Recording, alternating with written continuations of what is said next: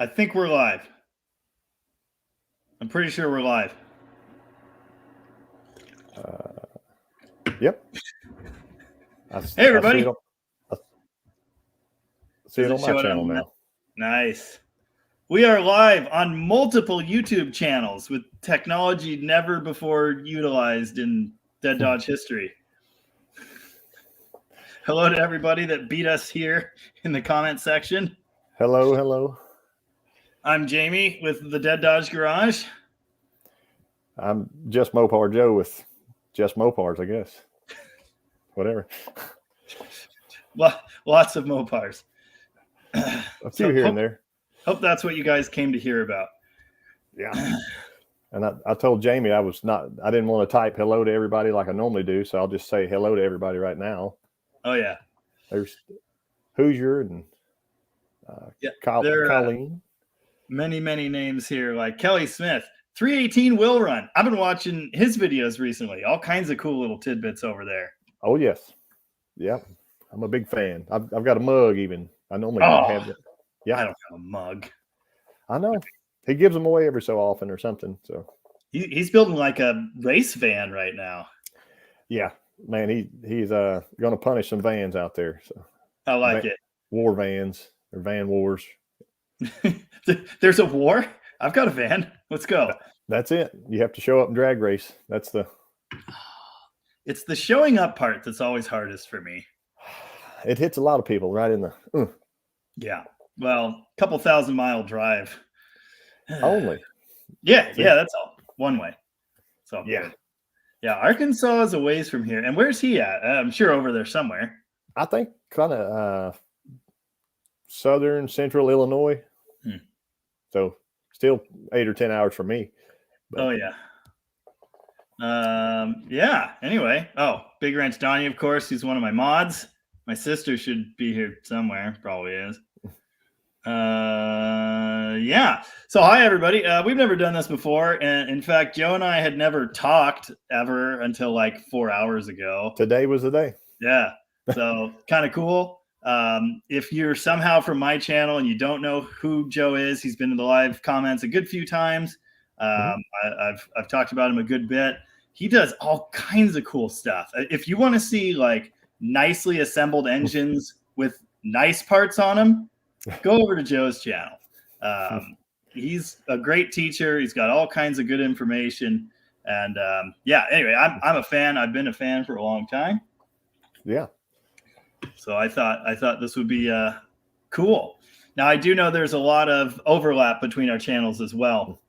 For example, Rodney Bird, I recognize that name. He's coming to the comments from Joe's channel. A good few names that I recognize. I know there are a lot of our viewers that watch both of our channels. Yeah. Which is awesome, I think. So.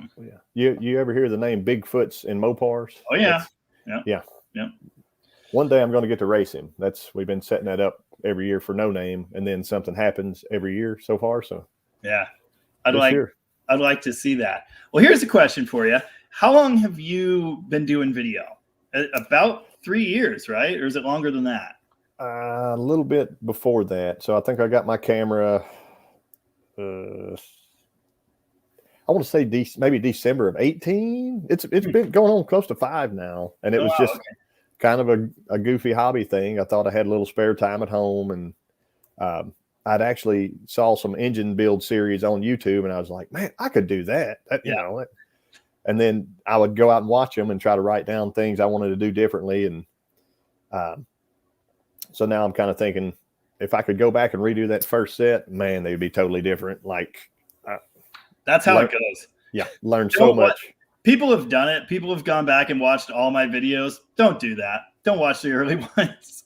They're just a train wreck.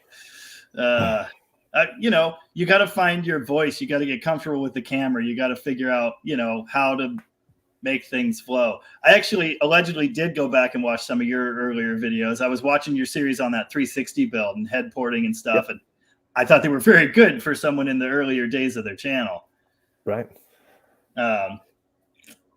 You know, a lot of the group of like Mopar channels grew a lot around the time that No Name was announced. And there are tons and tons of channels that started basically for that reason. And it might surprise you to know I'm one of them. I thought I could do that. I think I could get 500 subs. Same thing. I watched different channels doing it. I know I could do this better. I could do this differently. I could do it in my own way. I think it could be good. My big trick was those electrical guide videos, because it's one of those things that nobody understands. So that's what I did. I started the channel. I hit the 500 subs. Then I looked up what it would cost me to get to Sykeston with one of my cars and realized that was probably not going to happen. Right. But it's a haul. Yep. It is. Yeah. There's a lot of comments. They're flying in here. Oh yeah. There are a lot, and we will try to get to them, especially if you have any, Mopar questions, technical questions. We'd love to answer those. But real fast, thanks for joining us. I see 107 viewers on my side, so thank you very much. If you haven't hit like on the stream, you ought to do that. Something tells me we're going to have a good time this evening, and we may well be doing this again in the future. So absolutely. Yeah. Thanks for joining. We are getting a lot of comments in from both channels. So I'll just say right now, there is no way we're going to reach every single one of them like I normally like to do. So I apologize in advance for that. But thanks again for being here with us. Okay. So let me pause you here for just a second, Jamie. Yeah. John Wilburn told me if you see where it says hashtag no name nationals as that is actually a fake channel, like a troll channel. Really? So we're not supposed to, it's not going to be productive for the YouTube community. So, I never did that. I've always but that's why I started my channel was with that in mind. Like, I can get 500 subs. I can do it. I've never done that, but good to know. Yep. Yeah. I clicked a button there, so hopefully that worked out. Nice. Oh yeah, we got to go like each other's streams. That's it. Yeah. Yeah. Nice. Absolutely. So I was gonna my question for you. I know I saw your you had a drag race video a while back. I think you took a Duster or something to the strip. My Demon, yeah. Demon. There you go. This car. Dale's Demon. Yeah. Yeah. Dude, I love the paint scheme on it and everything. And I remember you saying something like, man, like bracket racing or racing, whatever, you really were respectful to people who do it all the time. Not that I get to anymore, but that used to be my bread and butter. Like kind of how I started out was, I've seen some of your videos. See, you're good at that. And I'm not. I've only been to a track twice. I've allegedly done a little bit of street racing, allegedly. And for a time, there's an airstrip, small airport in Elma, Washington, 20 miles from here. And I got to run out there a few times. It was just arm drop, no timing, no nothing. It was super cool. They'd run you down. They'd run, I think, 3 sets of cars down to the end, and then they'd turn you around and bring you back on the return road because it was that small a facility. Like the return road was halfway down the track because it wasn't set up for racing.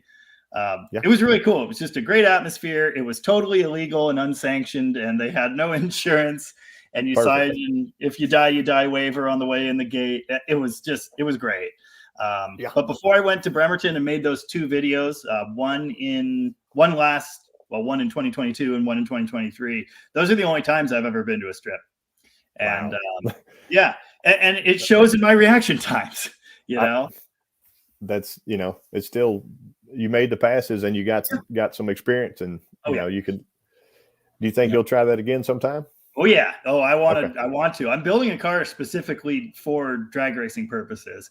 The Demon, that is an original paint. I'm the second owner. Original 344 speed. Like, it's a very special car, and it deserves better than living its life an 1/8 mile at a time. So.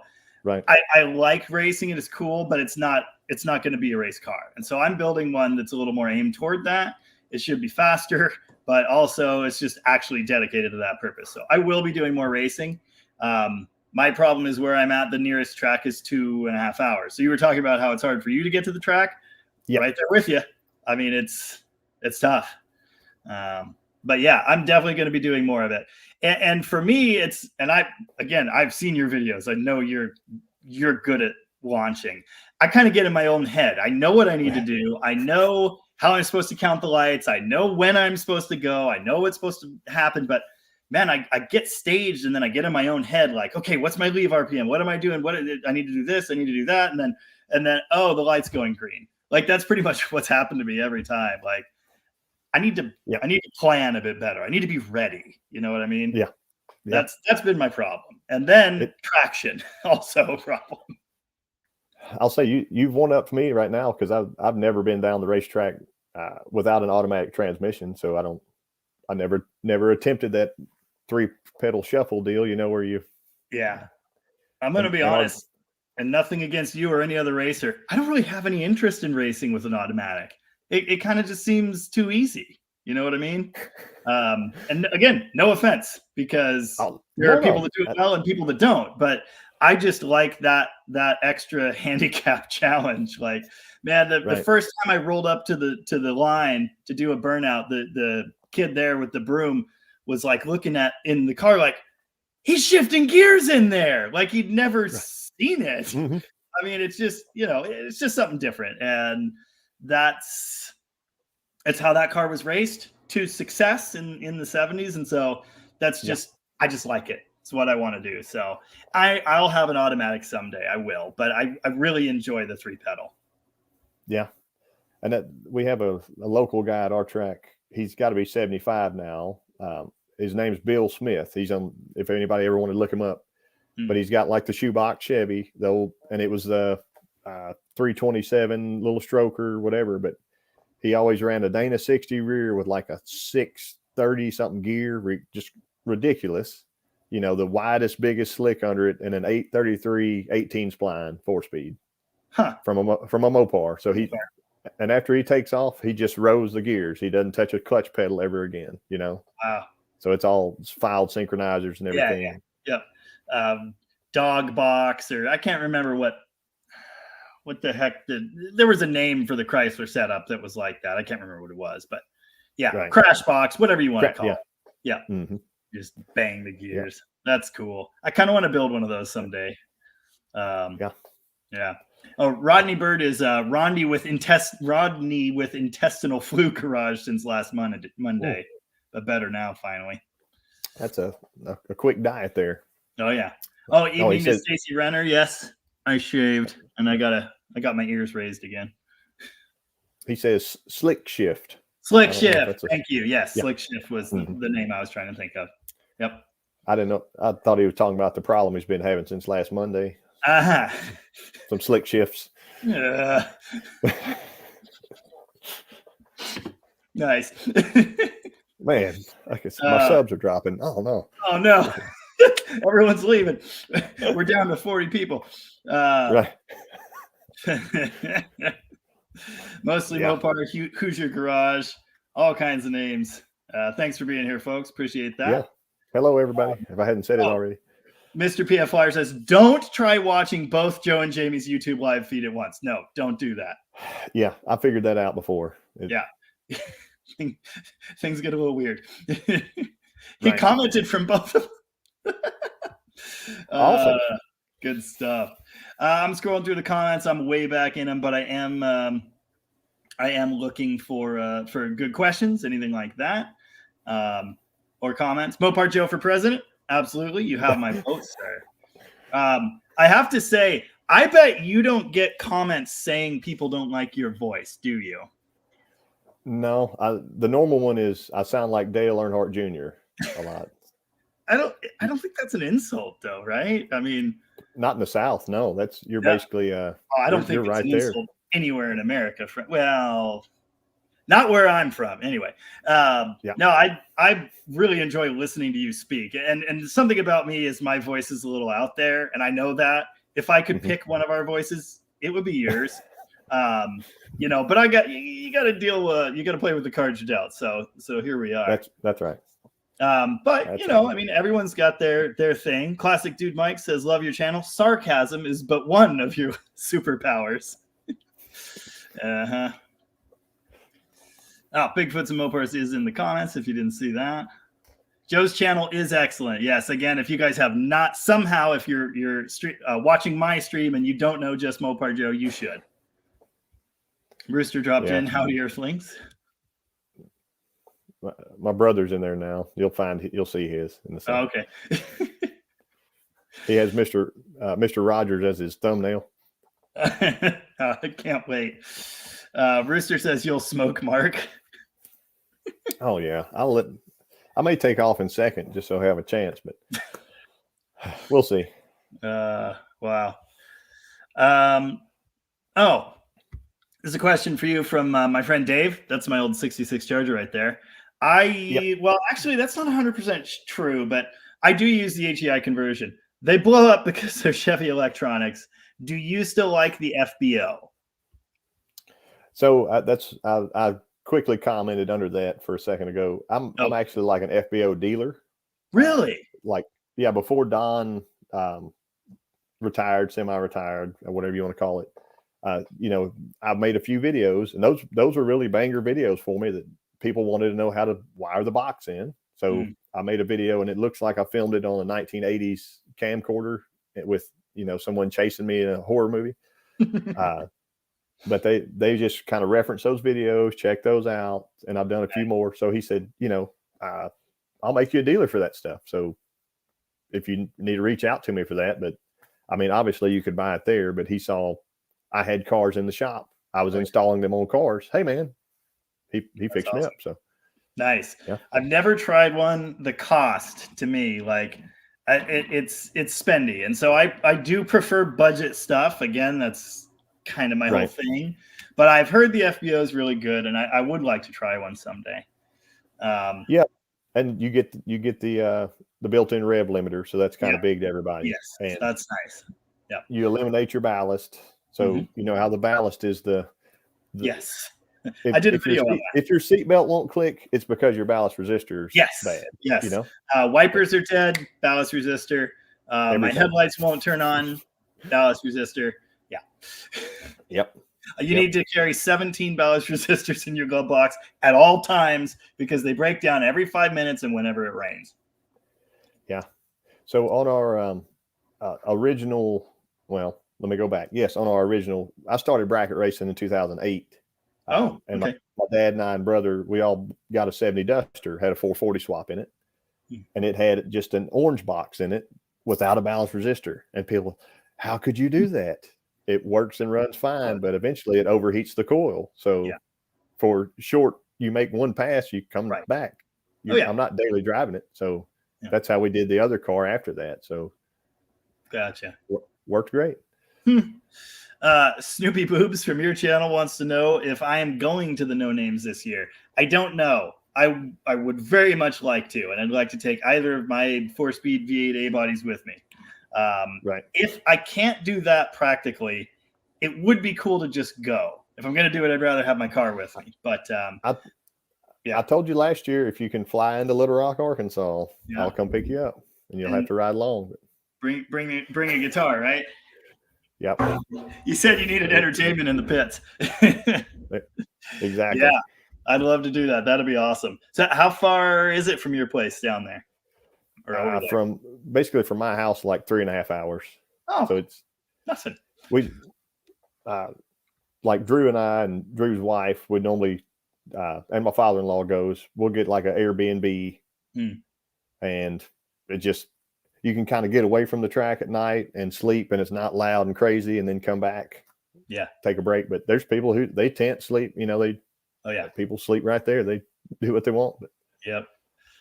Nice. Oh, howdy, No Beret. No Beret is here just in time to be professionally entertained. Yeah, that's what this is, professional entertainment. I was going to say on your 80s camcorder, hey, man, it's YouTube. If they want National Geographic, they've come to the wrong place. Oh, McLovin Garage says his early videos are a dumpster fire, too. Growth is good, personal growth, and sub count. Yeah. Yeah.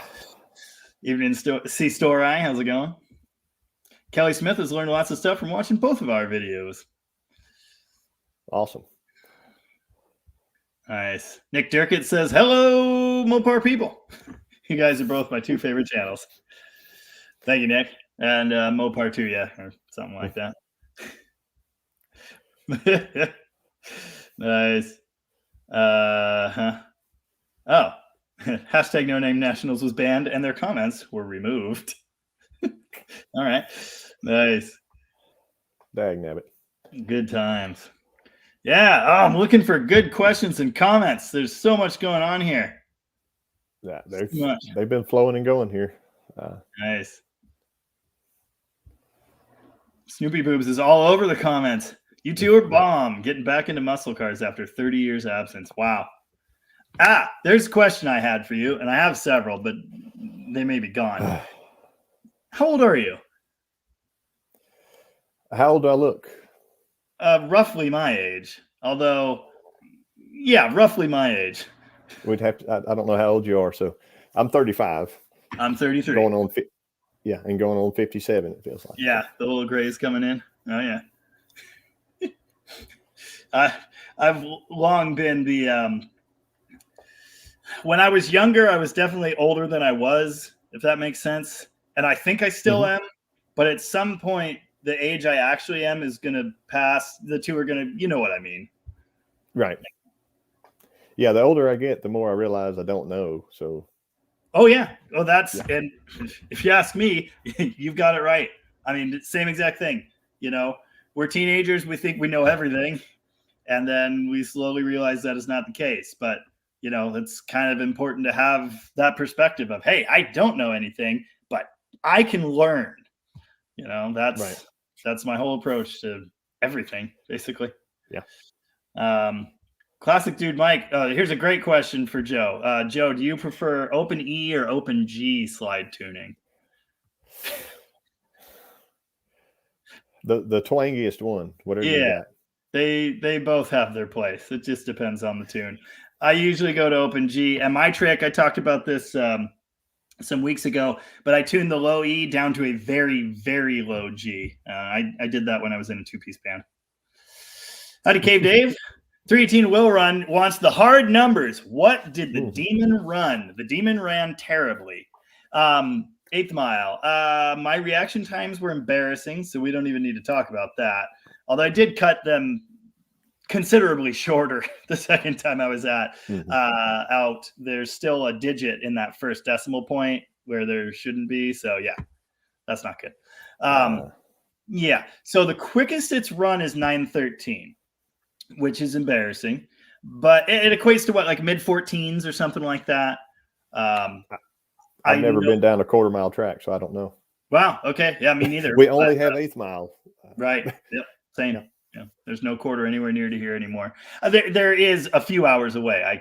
But anyway, that 8th mile is what I can reach, and it makes good sense to me. I don't know that I want to go 100+ miles an hour in that car or anything else I built. So yeah. 9:13 is the quickest time, but the mile an hour, and I can't even remember what they were precisely. The first time I was out, oh man, I can't remember the numbers. I compared my slip to my friend Tim that was there running a Dart Sport, and our mile an hours were similar. Mine was actually faster on my last pass, and yet my ET was a second behind his. So that kind of tells you part of the story, and the 60-foot told you the rest. It was just no traction, zero traction. It was a green track. It was the first race last summer. Apparently they have some moisture issues on that track right at the beginning of the season, especially. So there was no traction out there. I mean, everybody out there was ice skating. So it just didn't tell me much. The first time I was out, my 60-foot was better. I didn't have the same traction problem, but the mile an hour was like 7-8 miles slower. So I changed the engine. I put a 360 in it that I built, and I know I'm better on power. Now I'm down on traction. And especially when conditions are not ideal, I just got no useful information at all. So that's the quickest it's gone. But I have a slip from the 70s that says it's good for high 11s. Right. I just saw Blake's comment. Has Joe talked yet? Yes, Blake. He has a little bit. Blake's seen my live streams. I'm good at this, though. Hey, find some comments. They ask you what was the weight of that car at 913? Great question. Was it Don't know. stock interior and all that? Yeah. As a drag racer, I'll say, what gear did it have? 410s. Oh man, okay. Mm-hmm. Yep. 410s, standard 1-to-1, 4-speed. Yeah. It's a good combination. I just need to learn how to use it. It was also hot. Part of it was I had too much air pressure in the tires when I got there. I checked them cold when I left the house. I did not check them hot until I'd already run and blown the tires off. I realized how much they'd grown. I put them back down to somewhere around 15, I think. And then I went out to hit it again. I sat in the staging lanes for an hour, boiled fuel. The car would barely run anymore. It wouldn't idle. I got it to run again. I did a burnout. It wouldn't idle. I hit it off the line. It went out maybe quarter, third track and just and that was it. I only got 2 runs. They only had 1 lane open. It was super packed. It was terrible. I don't know what the weight is. Low 3000s. It's pretty much stock. Okay. Yeah. But yeah. Now, have you done anything with the overdrive transmissions Chrysler used? I have not. Yeah, I've got a couple of cores that I got for free cheap, and I need to do something with them. But. Yeah, well, they work pretty well. I've only done 2, and they were both garbage. So if they're fresh and rebuilt, they work well. For your 4-wheel drive Ramcharger is a 518. That's the overdrive automatic. Is it a viable transplant? Kind of, but you need the whole transmission transfer case set up. The transmission's longer. The drive shafts are different. It's not yeah. Would that change your pinion angle any? Like, would you need to give it a little? You may. That's something to think about. I don't know enough. It's not a huge difference. I mean, it's only a few inches, but it may, and especially if this thing's lifted anyway, you need to be looking at that. Usually in the cars, it's not a problem. So someone had mentioned the little blue truck that I restored. Oh yeah. I built some shackles for it, and they were as long as you could put shackles on a truck. Okay. And the homemade deal, and it lowered the truck down. It looked nice. He had 295 50s on it and all that.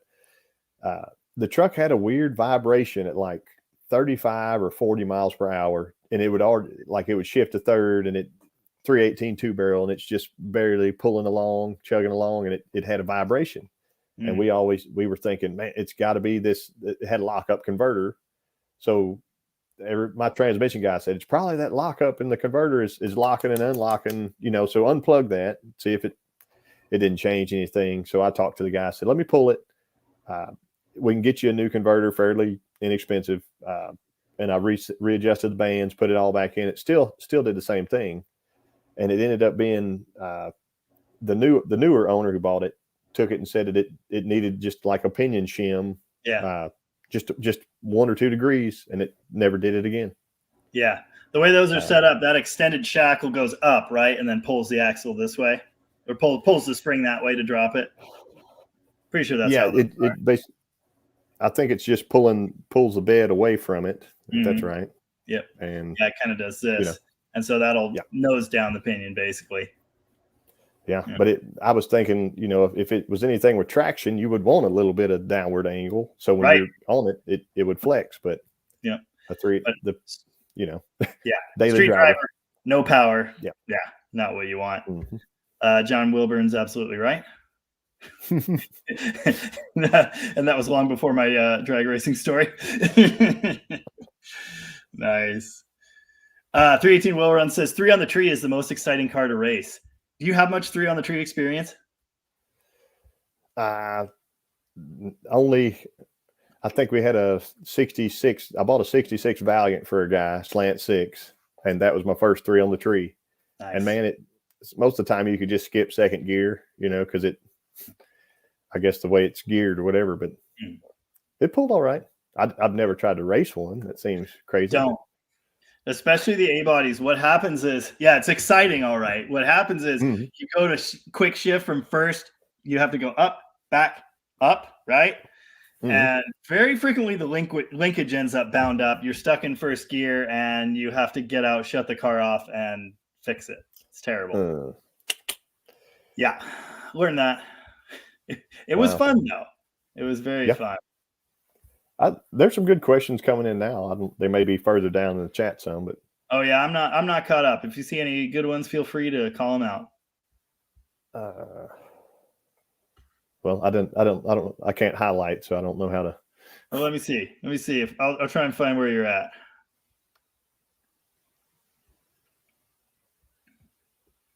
Oh, I got one. Have you ever seen those weights on the backside of 70s automatics? Mm-hmm. Yeah. Do they really work to dampen vibrations? I don't know. I would have to set a camera up, a high-speed camera, and drive that sucker and see it. But then again, I'm a big proponent of if the car's running and driving fine. If I have to put U-joints in it, I'd like getting the balanced drive shaft. And my drive shaft shop will do it. They'll do U-joints and rebalance for super cheap, like basically cheaper than I can get down in the floor and do it or whatever. And then I don't have to get down on the floor and do it. So I'll take the 30 minutes to drop it off. Yes. Yeah. I don't think those are necessary at all. 710 cap. I think if all else is good joints, good shaft, pinion angles right, decent tires, you're not going to have a vibration. I don't think they're necessary. Thank you, Mark. He said I should read audiobooks as a side hustle. I totally agree. Hit the like, fools. Nice.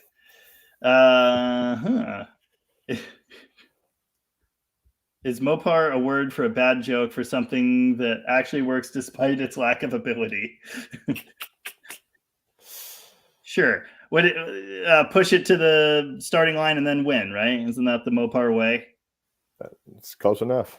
Yeah.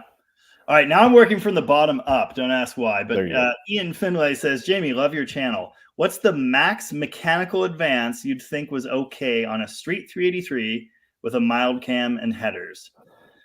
You got any input on that? He asked you first. You go first. All right, fine. The number is going to vary, but it's going to be somewhere in the mid 30s. Now we're not now mechanical advance is the number of degrees of advance you'll get out of the distributor. You're thinking the total number. The total number is what you get when you add your base advance and that mechanical spread. And generally speaking, engines like that end up in the 32 to 36 degree range. I mean, it varies by the head design, the chamber design. It varies by many other things. Yeah. How heavy is the car? What gears in the car? Is it a slug? Like it's pulling a load all the time. You know, you don't want as much advance. It's better to be safe, I would think. You know, yes, and definitely. So basically on the lower side of that. Yeah. But yeah, I think you're probably shooting for 32, 34 degrees, somewhere around there. If you've got a mild cam, and this is something I talk about a lot, you probably want to recurve your distributor or get a distributor that can easily be adjusted so you can get a little bit more base advance without getting too much total. And I've got at least one video all about that, and I've talked about it in a lot of others. Yeah, I'm there. Have you heard of Tall John's Fun Shop? No. He's got a distributor machine, and he has several outings of doing stuff with specific Mopar distributor stuff. So nice. I call him bother him a lot. You say? Tall John's Fun Shop. Nice. Cool. I'll have to check that out. Yeah. I want a distributor machine so bad. It sounds like something fun to play with, you know? Oh, yeah. Yeah. But he loves the FBO plates. We've talked about that before, being able to limit that advance. Have you ever done rotor phase testing? Have you gotten into rotor phasing much? Because that's my concern with those plates is they limit your total advance. Is the rotor in an ideal position at that point? Not super. I typically set mine after I put my initial, or kind of like the Tony way of going 12 before then I just set my rotor where I want it to be. Gotcha. Lock it down, and most of the time it starts. So nice. Why is it so hard for you guys to keep a performance car cool? I'm not fast as some, but I can idle all day at 175. If you're referring to my tale of boiling fuel in the staging lanes, the car wasn't overheating at all. The cooling system was perfectly fine, but the fuel was boiling because I idled the car for way too long, and it heat soaked the carburetor and the fuel pump, and bad stuff happened. The engine itself is perfectly cool. In fact, that thing tends to run a lot cooler than I'd like it to. It's usually around 170. It's about as high as it gets. Aluminum radiator, factory clutch fan. And yeah, 175, 180, I guess, but cooler than a lot of things that I have. Yeah. You do hear people in hotter climates complaining about cooling systems. That is not a problem I've ever had. I don't really have that either. You know, but I love my eBay aluminum radiators, and I did a short on cutting the center out of a thermostat, but leaving, putting the plate of the thermostat in. Instead and of even if it has a crossbar, that's good, but at least it limits the diameter of that.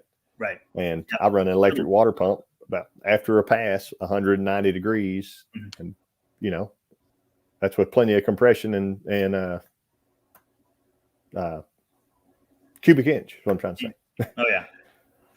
I've never run an electric water pump on anything. Never. I wouldn't do it on the street for sure. No. I've never had that hardcore drag car. And even again, I am building like a purpose-built race car, but it's still not that kind of purpose-built race car. Right. Recommendation for a torque converter brand. There you go. Drew Williams. Right. That's a good one. What do you got on that? So currently the one in my car is his that I borrowed. But it's a PTC. The other one from my car was a PTC that I had Mike Ivan rebuild at Top Line Converters in Pennsylvania. So I got him all my data that I was getting every week from, say I made 300 passes last year or whatever. I would send him the data and say, man, if I launched at this RPM, it would flash to here. If I did this, to this. So he can just write it down in notes. He knows all the clearances he put into the converter. So he's kind of building a spreadsheet of how he could build someone else's similar deal. But nice. Yeah, somebody said, yep, Jay Long, he knows PTC, Kenny Ford. He's one of the Mopar men out there. Nice. I just saw something else. Where'd it go? Now I'm lost. I don't know if you know the answer to this, but I kind of do. Either you guys know why they didn't use a true hemispherical chamber in the new Hemi? Weight savings and less drag from a huge dome. No. Quench areas. The new Hemi is not a full Hemi. It's partially closed. It has quench areas on both sides. So they kind of sort of get the advantage of a quench motor, a closed chamber. But they keep that great cross-flow Hemi design. So that as I understand the quench areas, that's why. Do you have any experience with the Pentastar V6, the 3.6? You ever drive any of those? I had a buddy in high school that couldn't kill one with a 12 gauge. But a lot of the, like our small town cops around here had Chargers that had them, and they would. V6s, really? Yeah. Yeah. That was the low level cop car you could buy. Well, when you were in high school, it wouldn't have been the 3.6 yet. It would have been the older ones, and they were reliable. Right. The 3.6 is 2011. I think the 3.6 came out. That's the quad cam VVT super crazy high tech one. Yeah. Okay. So the question was to me, and would the V6 be a better deal than that modern Hemi? Yeah. They make 300 horsepower. They still aren't necessarily the most reliable things in the world, but way better mileage, 300 horsepower, burnouts and fun, silent, economical. I've never seen one with the manual. I've seen them in Jeeps, but I've never seen one in a Challenger. But I actually really like those engines, despite their problems. I'd rather have one than a Hemi. Have you done any third gen Hemi stuff at all? Yeah, I built one to put in my 70 Challenger. That's what's in it right now. Oh, cool. But I'm unswapping it.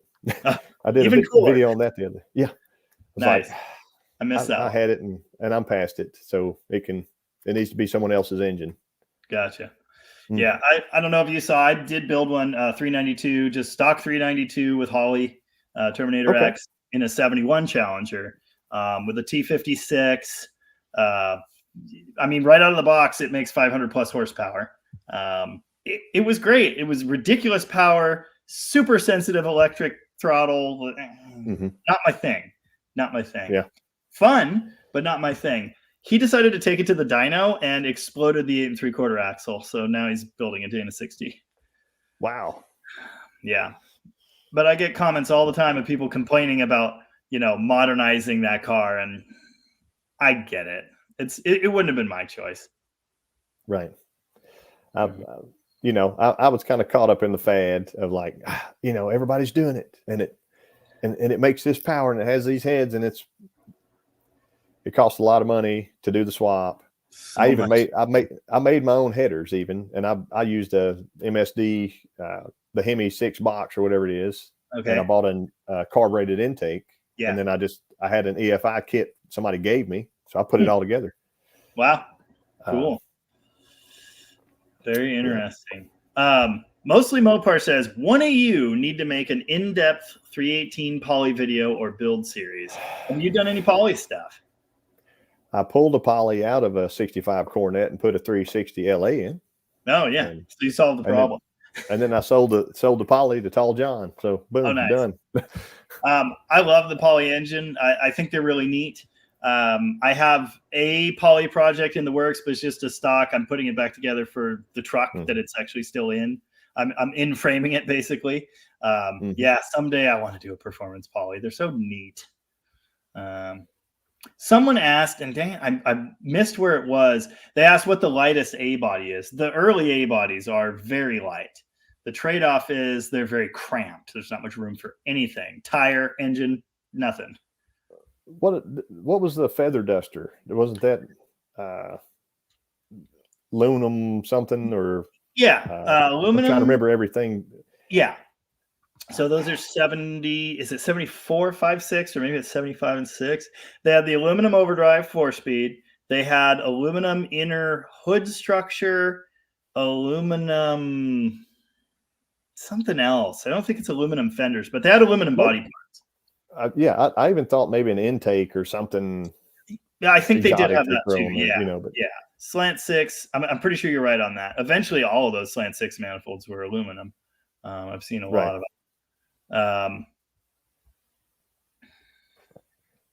But yeah, that is a pretty light car, yes. But it's also not a car you'd buy to go fast with, which I think is kind of the question. Right. Okay. I've been surprised by how light A bodies are. I once scaled a 70 Dart with the front bumper and valence missing, but otherwise all complete, and it only weighed like 2,850 or 2,900 pounds. Okay. Slant 6 car, Right. Okay, so like. Right now, my car, I don't know what it weighs now. When it had the 408 stroker in it with iron heads, 727, Dana 60, 68 Barracuda, wow, fiberglass hood, trunk, and bumpers, it was 2945. Wow.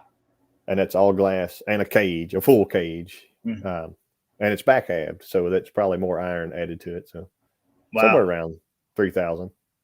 One of your videos I saw some time ago was when you compared the big block, I believe it was a short deck, right? All dressed with aluminum to a small block. That was pretty eye-opening for me.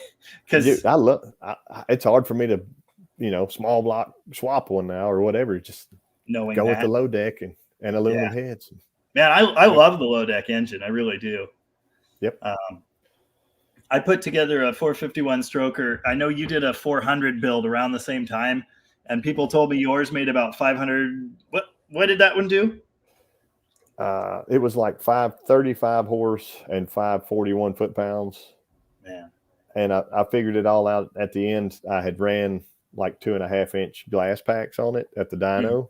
And the guy's like, why are you bolting glass packs on your dyno engine? And I said, well, it needed the bung for the AFR.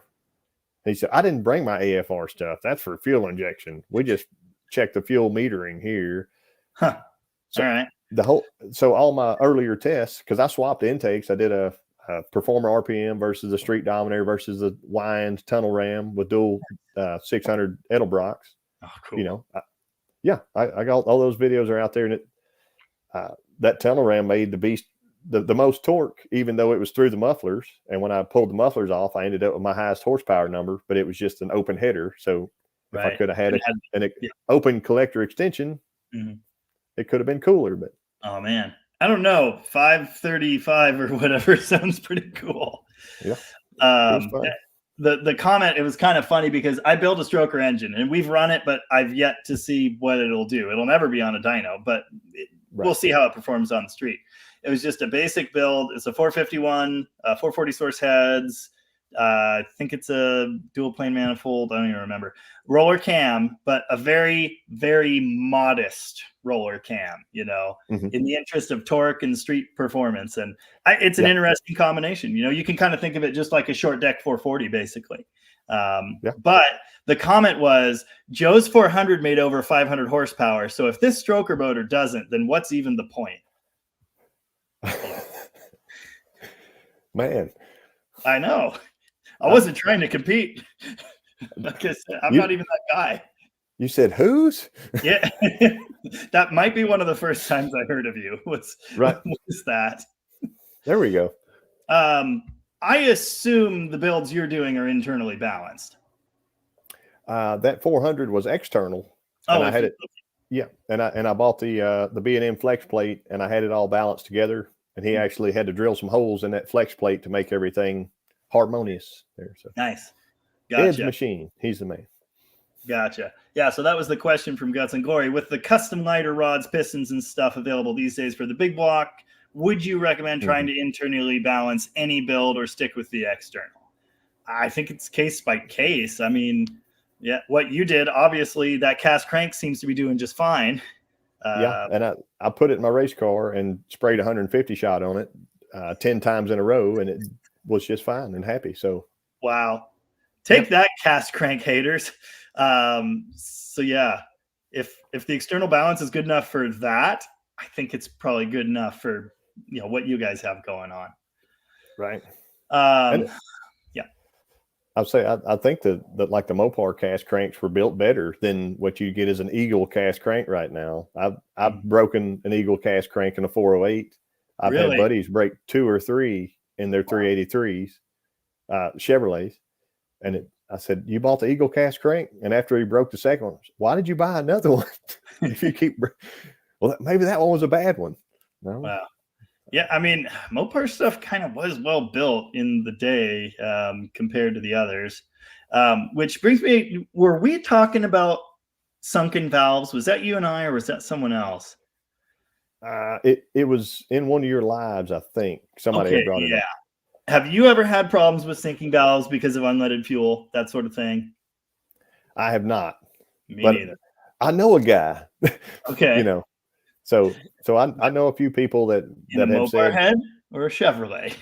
In a Mopar head. Okay. But I didn't put my finger in the hole, as they say. But yeah, my former machinist said, "Don't worry about that none. If it's not a daily driver, you're not ever going to have a problem." Yeah. With today's gas. Yeah. He's just a guy, as we are. Yeah. Yep. I mean, most of these cars aren't going out and putting down 100,000 road miles. They're just not going to do that. So I think in those conditions, the hardened valve seat thing is just not worth worrying about. Might be a problem if you own a Chevy, but I think for us Mopar guys, it doesn't really matter. Are Mopars really the best, or is it okay if Blake buys a Chevy? I wanted you to take that one, but yeah. It would be the heathenist way. I clicked that on accident, but I like it. Yeah. Thank you, Snoopy Boobs. Yeah. My brother daily drives an LS swapped 67 Impala. And I don't make fun of him nearly enough for that. Right.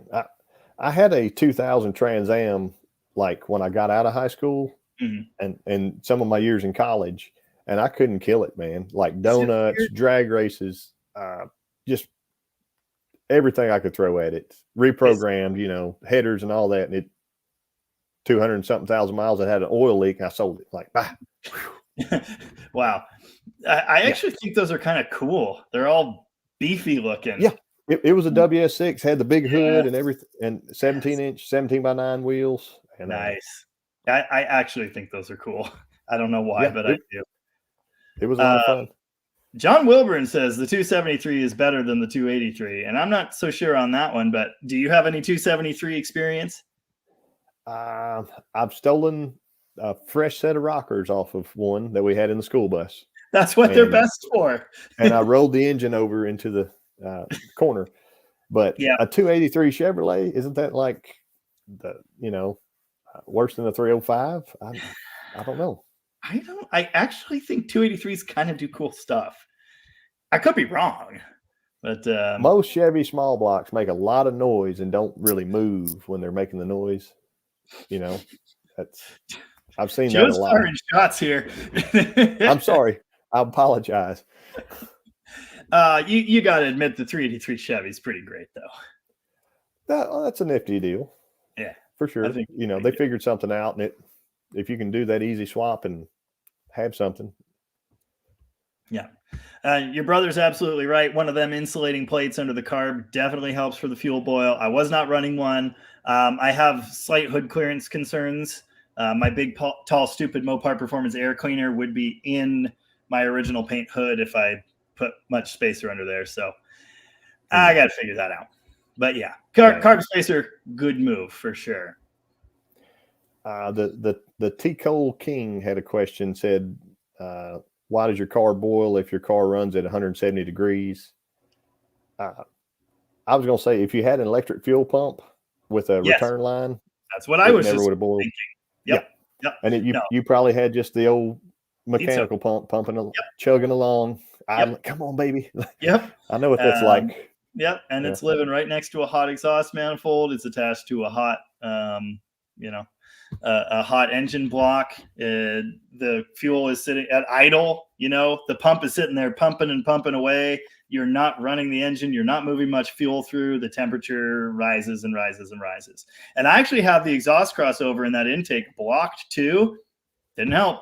I made my run, and then I got back in the lanes thinking I'll go again. Hopefully it was not a big deal. I popped the hood. There was no fuel in the back bowl. So that was interesting. Yeah. You could see vapor. Like, yeah.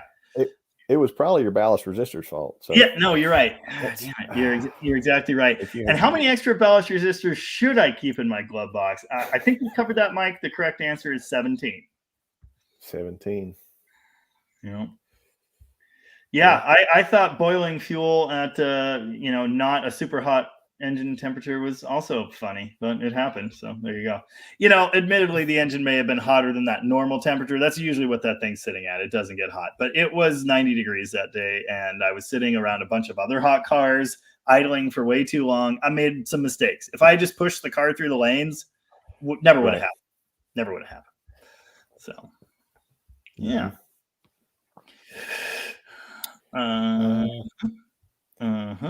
Dust Devil Garage had an excellent question, but I didn't see it. When is Jamie coming out to No Name? I don't know. I hope this year. I'd like to do that. But I've been saying that for a couple of years, so yeah. If everybody asks him every Sunday. Yes. If anyone bothers me incessantly. Rooster's putting together an 800 horsepower drag truck, and he's threatening to fly me out and make me drive it, and says that I get to race Mark. So yeah, that'll go great. Right. Nice. Two Hacks Garage has a Sun distributor machine. Mint. Yeah, I'm jealous. Oh, here's a great one. Joe's only got a few more minutes with us. Something about having better things to do and a family to tend to. So I want to try and hit a couple more good questions real fast while we've got him. And this is a great one. Snoopy Boobs wants to know, what is your favorite Mopar engine? I would probably have to say the pressure's on here. You have to have the right answer. The answer is 440. Really? Man, I mean, I loved my 400, but I had a 440 in my 70 CUDA that I used to drag race. It was the same KB piston, like barely 10-to-1 compression. It had a big roller cam in it.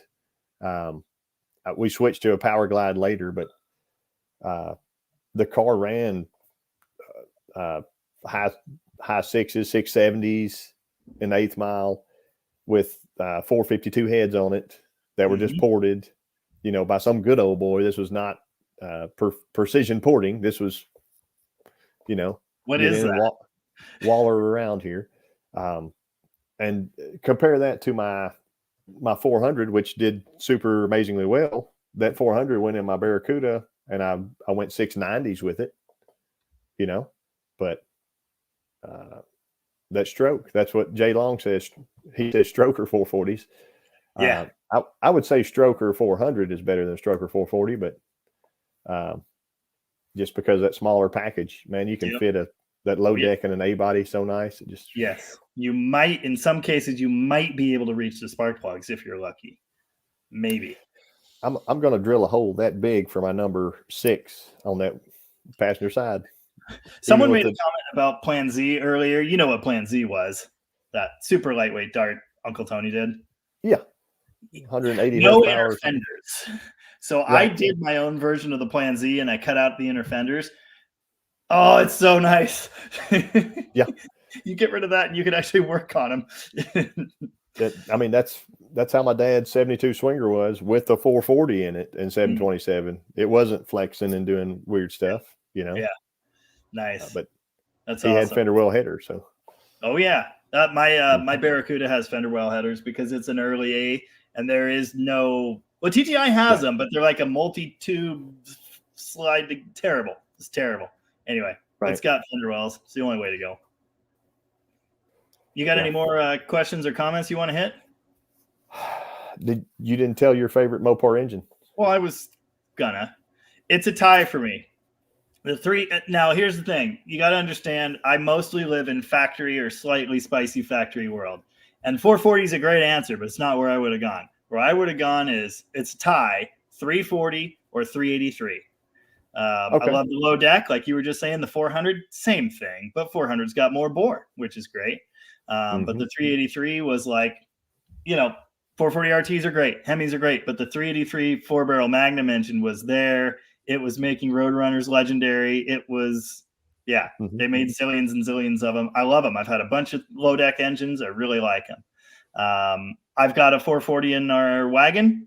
It's great too, but I just like the 383. And again, that compact package, exactly that. It's just easier to live with. The 440 is so big and stupid. But yeah, there's potential there. There's no question of that. But the 340, and again, factory land, the 340 was just something special. There's nothing quite like it. I've only had one 340, and I had a 73 Challenger. It was black vinyl top, black paint, black interior, had the black rally stripes. Really nice car.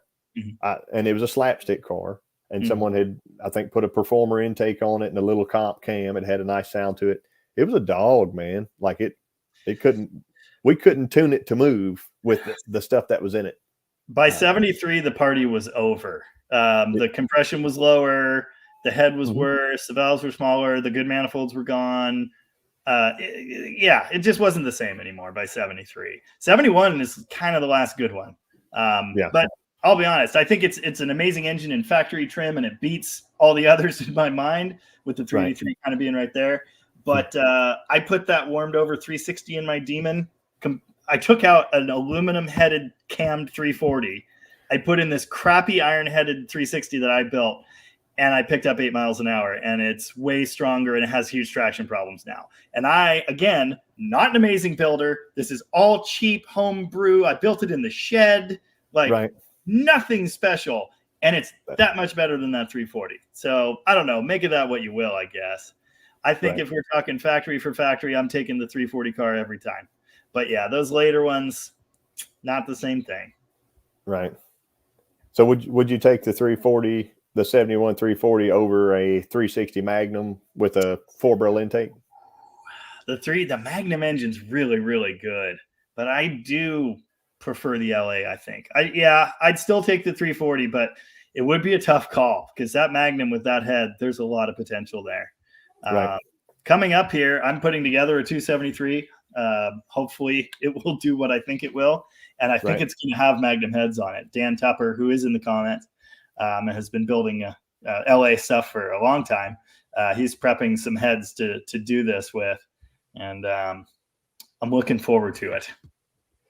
Man, I feel bad we haven't gotten to these comments because we're rambling on. But yeah, that was predictable. I've got to go soon. Yep. You know. Well, you got to check out whenever. Man, it's been cool talking to you. An hour's not enough. I know. I'm sorry. Like I said, it's all good. If we could do Saturdays at 6 p.m. I'm Central. flexible. This is my normal time. I do this every week, but and I did one Friday night live, and there were tons of people in that. I mean, I'm sure a lot of people here would be happy to tune in on Saturday. So yeah, we could definitely set something up like that. You say the word, and I'll be around. Saturdays were no good for a long time because I was playing shows, but I'm not doing that anymore. So I'm available. Okay. Well, I'll get my guitar out next time. But all right. Yeah. Sounds good. I can't play it, but I can hold it and do this off camera, and people think that I'm. That's half the battle. Someone commented, I reused your graphic that you made for this. Yeah.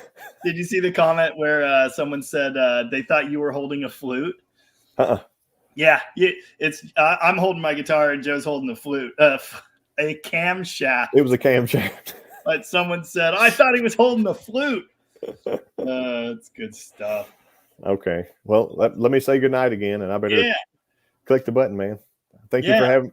Thanks for having me on, or however that. Whatever, I think technically you also have me on right now. Okay. But yeah, to everybody on Joe's channel, thanks for hopping in. And again, I'm sure we'll be doing this more in the future. I'm going to sit here and continue to answer questions and stuff. So feel free to hang out if you want. Otherwise, thanks for being here. And I'll catch you later, Joe. Thanks, everybody. Thanks, Jamie. See y'all. Yeah, that's right. I'm still here. Big thanks to Mopar Joe for doing this. We've been talking about it for some time. I really like that guy. I wasn't kidding. I'd rather have his voice than mine, but it is what it is. Yeah. The high performance, high compression 273 definitely gets an honorable mention as far as favorite engines go. That's a great one. Yes, heat from the intake. I saw some jokes about LSs. Oh, someone said the modern Hemi is just like a budget bin LS engine, and that is remarkably accurate. It's got a Hemi chamber, kind of, but even like the head bolt arrangement is the same as an LS. Yeah, somebody was copying someone else's work there.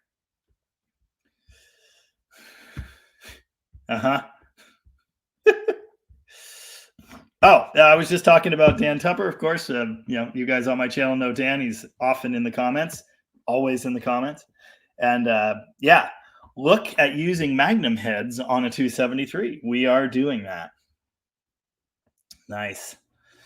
Fox Can Fix It dropped in 10 minutes ago. Welcome. Push the car. Yeah. Push the car to the starting line. Yeah, I'd love to go to No Name Nationals. I just should probably dedicate myself right now to doing that. Really want to. Mopar Not 62 said 8 years, same ballast resistor on my 87 Ramcharger. Same 4-pin box too. Nice. Yeah, they don't fail as often as people say. And the older ignition boxes are pretty good too. The ones you can buy now, not so much. Mike Brunell's favorite engine is the 400 by far. I think there is a lot to be said for the 400. There's no question of that. The big bore, the smaller package, I like it. You know, I like a short stroke engine. I think it's cool. I prefer the short stroke small blocks to the 360, although, as I was just saying, 360s do pretty impressive stuff too. But yeah, the 400's cool. The one that runs. Yep. Functional Histories dropped in about 10 minutes ago. I can't look at my phone because my daughter stole it. Anyway, welcome. Mopar Nut says the 400 is also better. I was surprised. I'm not saying Joe's wrong, but interesting choice to go 440. Obviously, 440s are legendary. You know, everybody in the comments on the 69 Charger video, I kind of asked, hey, what would you do with this thing? And the overwhelming majority said 440. But a good few said 383 because it's bulletproof. I don't know if it's bulletproof, but it's pretty tough. Tico King, I saw this question earlier. Why do newer cars with more compression take 52 degrees and 45 at full throttle, and your performance cars can't take much more timing past 36?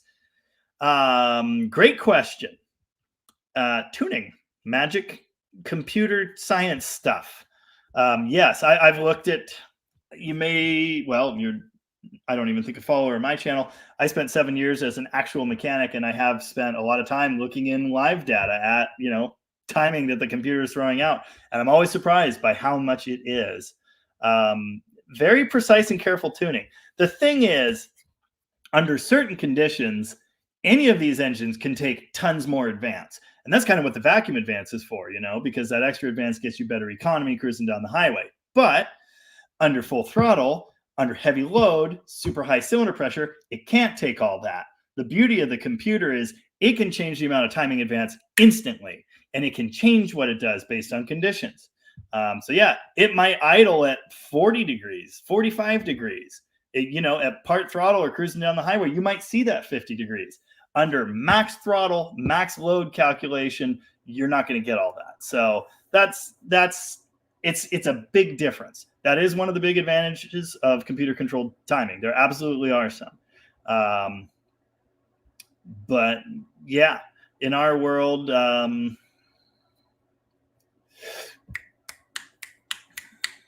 we have distributors, and we got to live with that. That's basically it.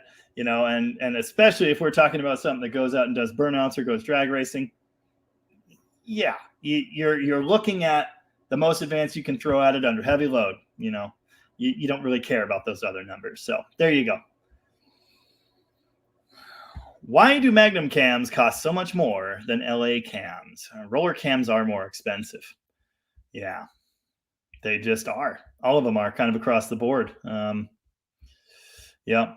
Someone called Plan Z garbage. I think it was an interesting thought experiment. Weight is everything, The car was literally garbage. It was rusting to pieces, but I just like it. I like the approach. Low horsepower, low weight. There is a lot to be said for that. And that's something really cool. And again, great thought experiment. Good place to learn stuff. So yeah. Wow, my sister's an hour late, but she said nobody panic, and I got a haircut. Yes, I did. I asked my wife if I'm handsome again, and she said, you're always handsome. But I could see it in her eyes. That, yeah, anyway. Yeah, no inner fenders is such a game changer. It's amazing. I never knew so much of an A-body was extra until I saw Plan Z. Yeah. 202 of you out there. That's a record by far. So thank you very much. If you're sticking around from Joe's channel, I really appreciate that. Thank you. I can't say enough good stuff about JustMoparJoe. Really like that guy. He has chops that I just don't when it comes to performance builds and drag racing. So yeah, I'm a big fan. And again, if you're from my channel and you have not subscribed to JustMoparJoe, I highly recommend you do that. He's a lot nicer to listen to than I am. Yes, we did have a distributor machine at Rocket, but it made horrible noises when we turned it on. None of the electronics worked, and Tom sold it. Yeah, Tom, you can make fun of me tonight, and I probably won't see it. Seeing that we're around 200 viewers, I do strongly suspect that Tony has hopped off. So if you're coming over from Tony's, welcome very That's not. Thank you very much and welcome. God damn.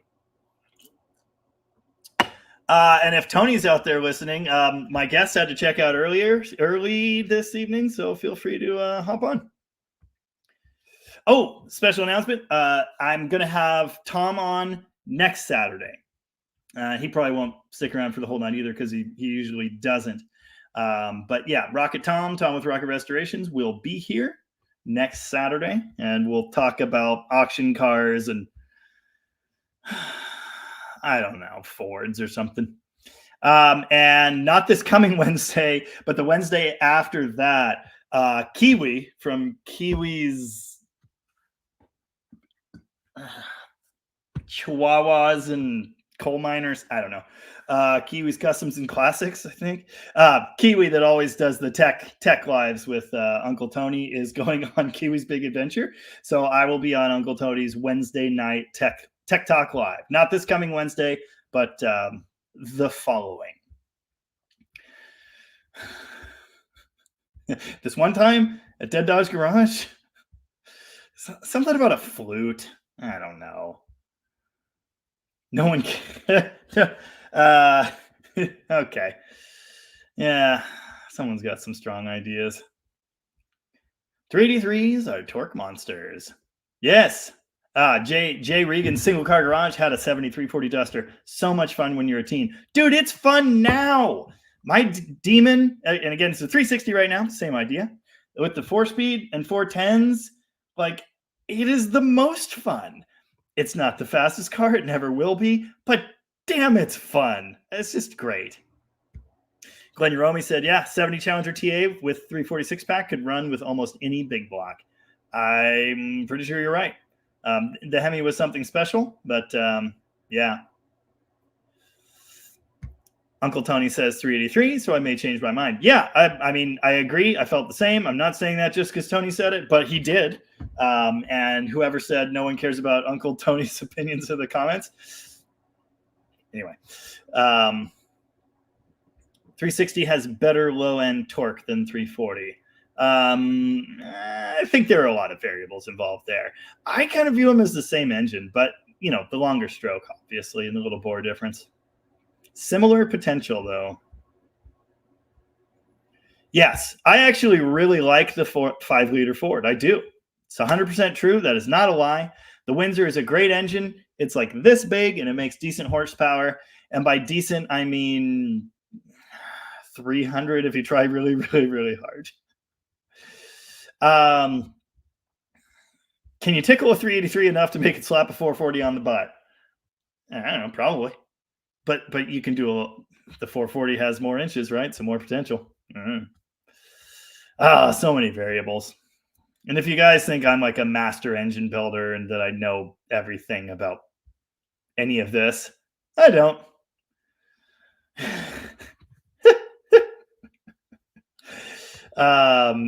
Yeah, good times. Kiwi's Big Adventure A0. How's it going? Tony's chat went off the rails. I am shocked. I am beside myself with surprise. I'm not saying that. Joe's a great guy with even greater hair. Yeah. And the voice that could soothe anyone needing soothed. Anyway. Yeah. Isn't there a dial that can adjust timing from in the cabin? I do believe that kind of crazy science stuff existed at some point in history. I've never gotten to play with such a thing. Oh yeah, the UTG family is here. I did change my name back from Uncle Ted.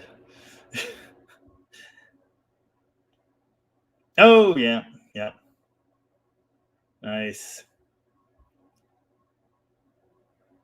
Yeah, that's exactly it. That's exactly it. And again, like whatever you guys want to say about Plan Z, it's a great experiment. It's just that's it. Low weight, low horsepower. What can we do? I like that. It's a cool build. That's hot rodding. It's cool. Yeah. Anyway, exactly. That's why there's a reason why classic Minis, Lotus 7s, and such were killer road course cars with under 100 horsepower. They weighed nothing. Yep. How do you know Clue Garage and the many other people that dropped in very recently? Yeah, very, very similar concept to the Vet car. No, I do not own Plan Z. I wish I did. What I was saying when I was talking to Joe, I don't think I ever finished this. I was basically building a Plan Z tribute. It was a similar idea. So I watched a few too many Plan Z videos, and I got it in my head that I should do the same thing. And I wanted to build a drag racer. I had a 73 Swinger that was a total piece of garbage, and it had a cool engine. The other idea for the Swinger, and this is funny because allegedly Uncle Tony's building a car to do this right now. The idea for that Swinger was we can drop an engine in, we can test it, we can see what it does, we can do our cam break-ins. This would be like a moving break-in stand, you know? So that was the idea. Make it as easy as possible to get the engine in and out. I did a lot to that end. I set up all the accessories so they could just be popped off this way. The wiring was super simple, obviously, and no inner fenders. No inner fenders was key. So yeah, it was very similar to Plan Z. I never got to weigh it. It had a 360 with aluminum heads. It made decent horsepower. That engine actually came out of the garbage can CUDA, funny enough. The very first time I went to test it on the street, this car had disc brakes, which was cool. I stood on the brakes. It had a 29-inch slick on it, which on the street should not have traction, really. I tried to do a burnout, and it just dragged the front end of the car like half a block. That was cool. That was cool. Now, this is another issue. Basically, you need to go a third back at full throttle to not get detonation. That's what computer does. Yeah, a third. And I don't know for sure about those numbers, but essentially, yeah. Yeah, but the computer is so smart. It's looking at so many factors all at one time. Temperature, obviously engine RPM, throttle position, how far open the throttle is. Map sensor, it uses the Magnum, which is what I have the most affinity for. The Magnum is checking your vacuum at all times, and it uses that to get a load calculation. So it uses that load calculation, not even necessarily just the amount the throttle is open, but it has a load calculation, and it uses that to make timing decisions. Those Magnums do not have knock sensors. Now, a lot of engines do, and yes, the knock sensors are there, but they're not really there as a tuning mechanism. It's more of it's like a fail-safe. Like if there's too much advance and they get into spark knock, pre-detonation, that will back the timing off. The Magnum doesn't have that. I don't know why, it just doesn't.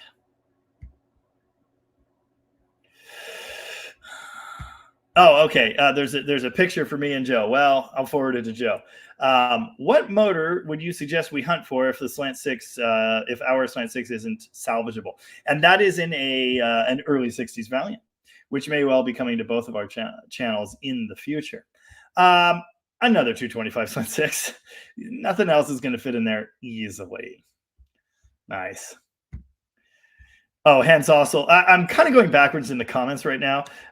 Uncle Tony sent me to troll everyone. Well, you kind of gave the game up, but luckily I didn't see it soon enough. That's the good news. Nice. Remy Kushner says, just finishing up putting my suspension together, and when I tighten up the lower control arm pin, it spins in the bushings. Well, it's supposed to. That's kind of the point of the poly bushing. How am I possibly going to hit that 145-pound torque spec? You don't torque it until it's on the ground. The whole suspension needs to be settled at ride height, bounced a couple times. Now, this doesn't matter as much for the poly bushing. That's an important point there. But still, torque the suspension on the ground. Once the pin, I got to think about this. Maybe the pin still can spin. Yeah, I don't know. I was thinking the adjuster would hold it in place, but maybe it doesn't. Either way, don't torque it until it's on the ground with all the weight on it. If it's still spinning, I don't know. Ask someone that knows more than me. We've done lower control arm polys. We've never had a problem. Yeah. Have you installed a Tremec 6-speed behind a 440? No, I never have. The only 6-speeds I have any experience with, my brother has one in his LS-powered Impala, and the one in the Red 71 Challenger. That was behind a small block and then behind a Hemi. Same process, you know.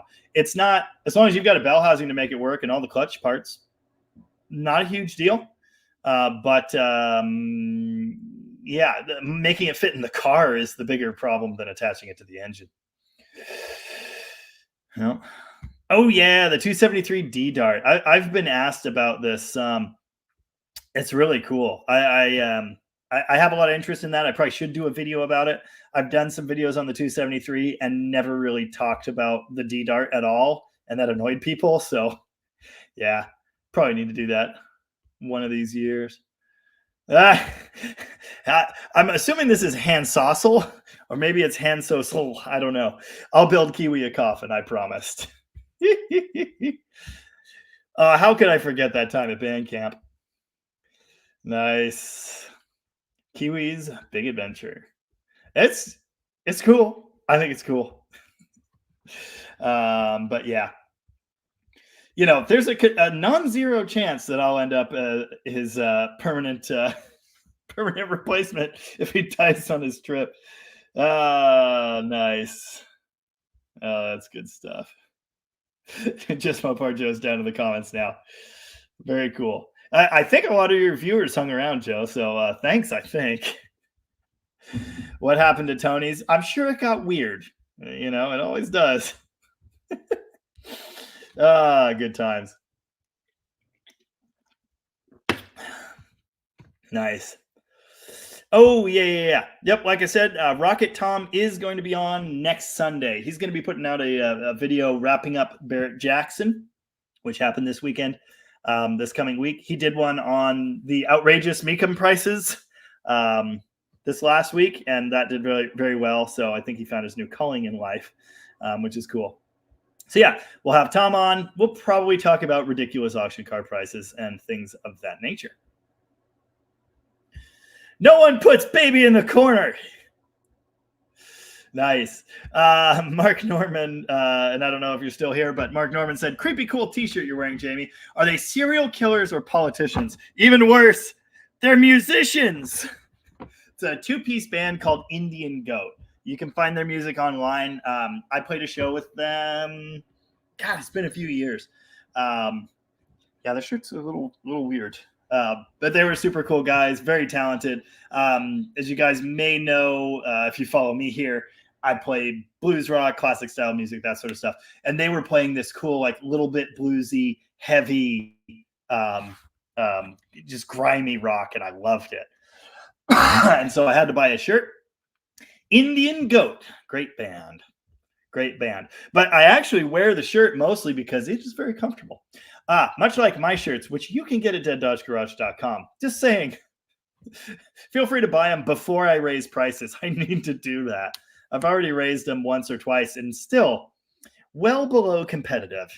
So anyway, yeah. Yep.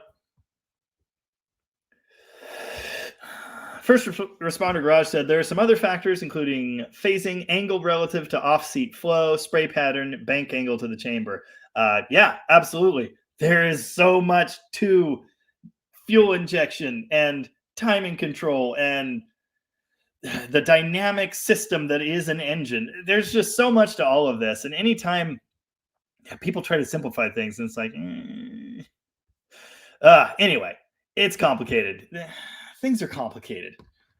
I can neither confirm nor deny whether my sister's husband has ordered her birthday present yet, but I did process an order from a name matching his. Oh, speaking of which, I have a present for you. Unrelated. I don't want to take the piss out of his, though. Oh, awesome. Brad's Restorations, and this was a little bit ago, said, Jamie, I've learned a lot and enjoyed both your and Joe's content. Thanks. Thank you. Really appreciate that. Is that? Oh, yeah, a Ford. Very cool. I kind of thought it was an Edsel from back here. I need to get my glasses updated.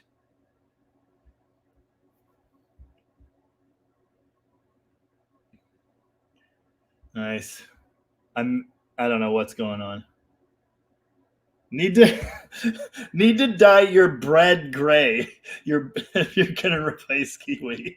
I'm still working on the accent. Nice. Oh, cool. McLovin Garage has this awesome blue 70 Coronet 318 car. And said I was out ripping around in my 70 Coronet tonight with the 318, and it's fun. And I want to take this opportunity to briefly talk about what I in the A-Bodies group today. There is a comment from a young man who I have wasted hours of my life trying to explain things to that just doesn't get it. He has no mechanical understanding. He just doesn't. He means well, but he just doesn't get it. And he always posts in this group, and he was complaining about how his car is gutless compared to his Honda. And a bunch of people are dogpiling and saying, oh, 318s are crap. They're garbage. Those are scrap. 318s are worthless. And yeah. Oh, man, did that upset me. 318, aside from the smaller bore, it's got damn near the potential that a 340 has, that a 360 has. I mean, 318s can be great engines. They have great potential. The Europeans can make 300 horsepower out of half that. So why can't we? I think 318s are great. They can be great. If you're talking about something you drive around, rip around on the street, do burnouts, and just enjoy, like, they're great. For a drag racer, you're going to have to try a little harder. But don't argue with dorks. And that's I always get down to their level. I'm a moron. But yeah. Oh yeah, obviously so I just saw a comment about Kiwi. Yeah, obviously we're here for fun. We wouldn't make jokes of Kiwi if you couldn't take it. That is one talented dude. He does amazing stuff I could only dream of doing. He seems to be running a shop that is still in business, a lot more than some of us can say. So I like Kiwi a lot, obviously. Tom says Barrett was a bloodbath for Mopars. Yeah, okay, cool. Nice. I wouldn't go so far as to call the 383 wimpy because they're awesome. But yeah, the 440 is bigger, so it has potential. Yeah.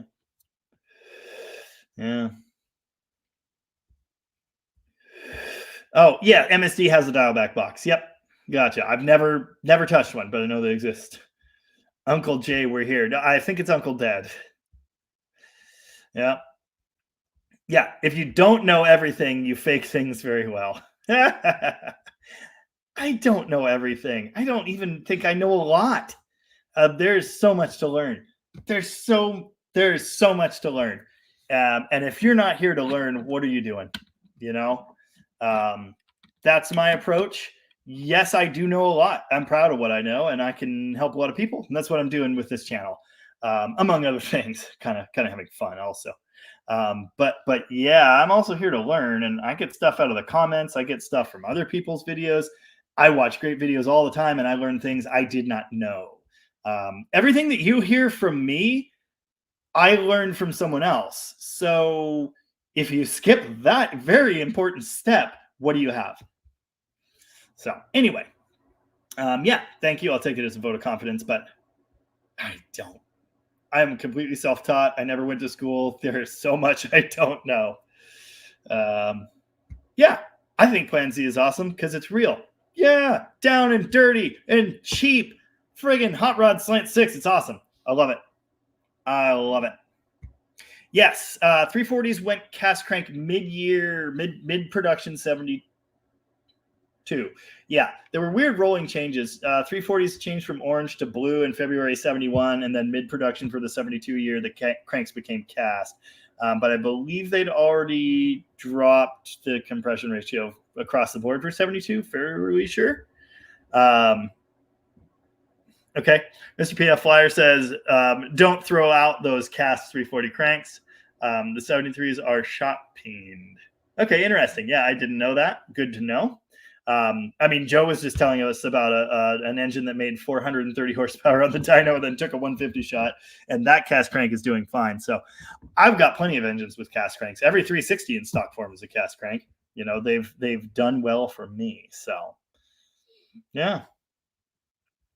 Yes, my voice has character. Hey, Rocky. Nice. Yeah. Nice. Oh, there's a lot going on. Yeah. JustMoparJoe said, no one leaves their live and then doesn't come back to haunt it. Power to weight ratio is everything. That's exactly it. That's exactly it. There's so much more to life. There's so much more to performance. There's so much more to building a car than ultimate horsepower. I don't care about ultimate horsepower. Never have. One engine that I have built ever, one engine has been on a dyno, and I wasn't there, and it wasn't my idea. Yeah. And again, it wasn't an engine that was built to put down a big horsepower number. It was relatively low compression. It had a super mild cam, and it made roughly 1 horsepower per cubic inch crank. It was a chassis dyno, so obviously there was power loss there. But accounting for that, it was roughly 1-to-1, which is like, okay, yeah, I'm fine with that. It wasn't that kind of build. I've never built stuff to the dyno. I've never built stuff to the big horsepower number. I build stuff to have fun. Yeah. Power to weight, 68 Dart GT with a warmed over 340. Oh, yeah, for sure. Yep. Oh, that's true too, but I don't think that's what that commenter was referring to. New muscle car engines have direct injection. Does the Hemi have direct injection yet? If it does, I'm not aware of that, but I've also never seen one newer than like 2016, I don't think. Cools the chambers, thus can take way more timing. And that makes a lot of sense. They have their disadvantages too, of course, but yeah, interesting. Oh, interesting.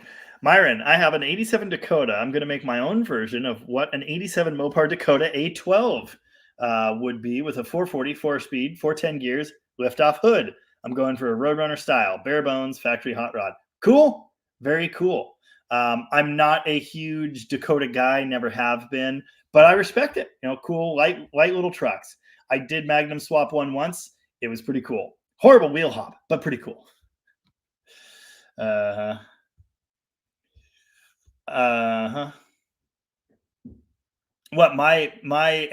Joe said, what's the race versus street driven ratio of like engines I've built? 100% to 0.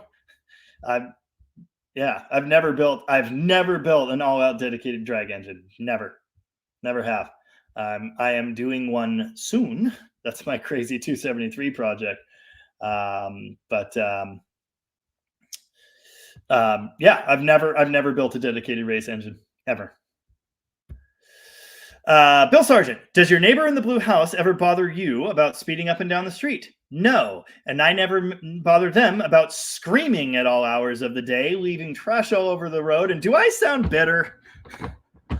I might sound bitter. No, and I also help them fix their cars. So, yeah, I've done a couple burnouts right there. Yeah, but also the kids that hang out over there, there are a lot of tire marks in the street, and those guys with their glass pack Hondas and their straight pipe Rangers. Yeah, you might think I'm the neighborhood menace. I am not. It's one of the nice things about living where I live. Yeah. Good times. Mm-hmm. Yeah. Nice. There is a lot going on in the comments here. Yes, first responder garage. I did specify that for the poly bushings. It doesn't matter because the pin does move in the bushing. For the rubber bushings, and if you guys don't know this, if you're ever going to rebuild your front end, do not torque those parts with rubber bushings until you are at ride height, suspension settled. That's your leaf spring bushings, your lower control arm, upper control arm, and none of that stuff. If there's a bushing in a part that rotates, it needs to be torqued at ride height. The rubber flexes. The rubber does not turn in there. So if you torque it up here, then you're preloading it when you settle the suspension, things can get weird and bushings can get torn. Bad stuff can happen. So yeah, if it's a poly bushing, you're absolutely right. You don't need to worry about that for poly bushings. And again, sorry, I did kind of hint at that a minute ago when I was giving that explanation, and you probably heard it. But yes.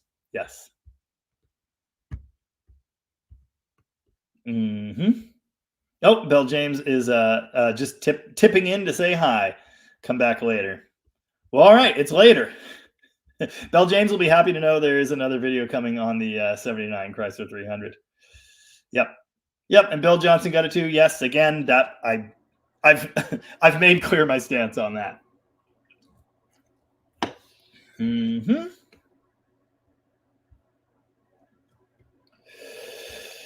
Nice. Wow. 400,000 for a 71 Blazer at Barrett Jackson. How's that even possible? Wow. Oh yeah. No Clue Garage messaged me about this. Just installed my 727 and my D100 today. Can't wait to test it out. Awesome. Still have that bell housing I messaged you about. Yeah. So yeah, 3-speed truck bell housing, 3-speed, 4-speed truck bell housing. Since we first talked about this, I've acquired 2, and I've learned they don't really fit in cars and they take the wrong flywheel.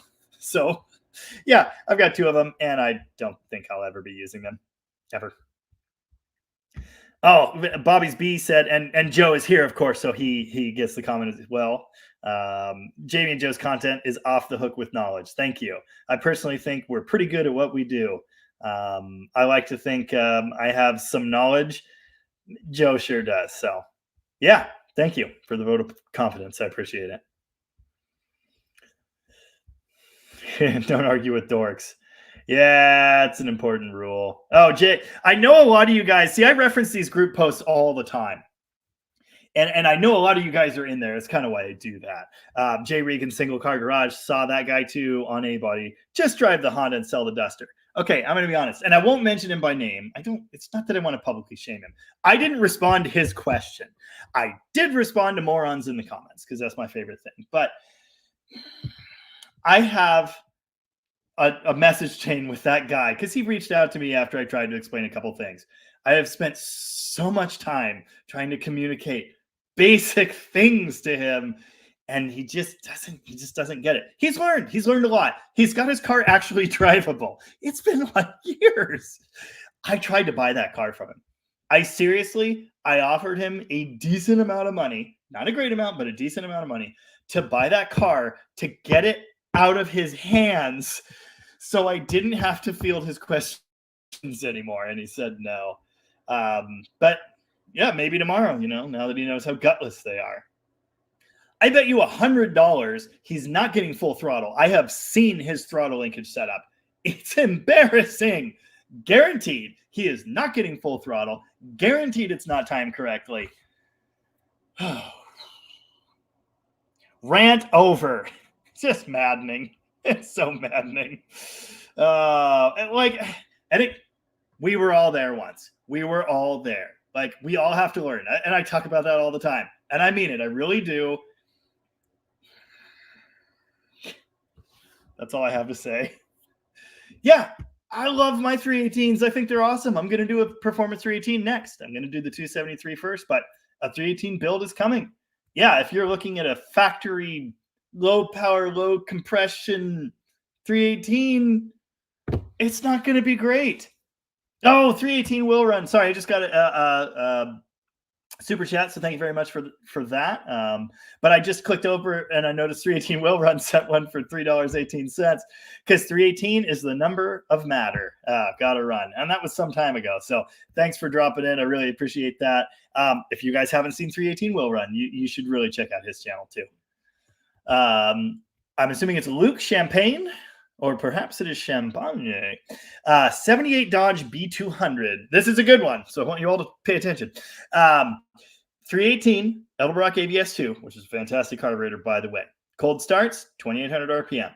I tap gas pedal, it goes down to 1,100 RPM. When I put it in drive, RPM goes down to 650. All right, so your 78 should have the later lockup type torque converter in that automatic. And what I've experienced with them in multiple situations is exactly what you're saying.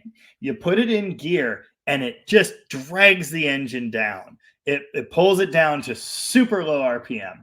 I had a 70 Swinger with one of those transmissions. I've talked to other people. There's a guy in the e-body group with a Challenger that had a later lockup transmission. His kind of did something like that. Was his stalling? I can't remember. Anyway, I'm sure I've seen it other times or heard of it.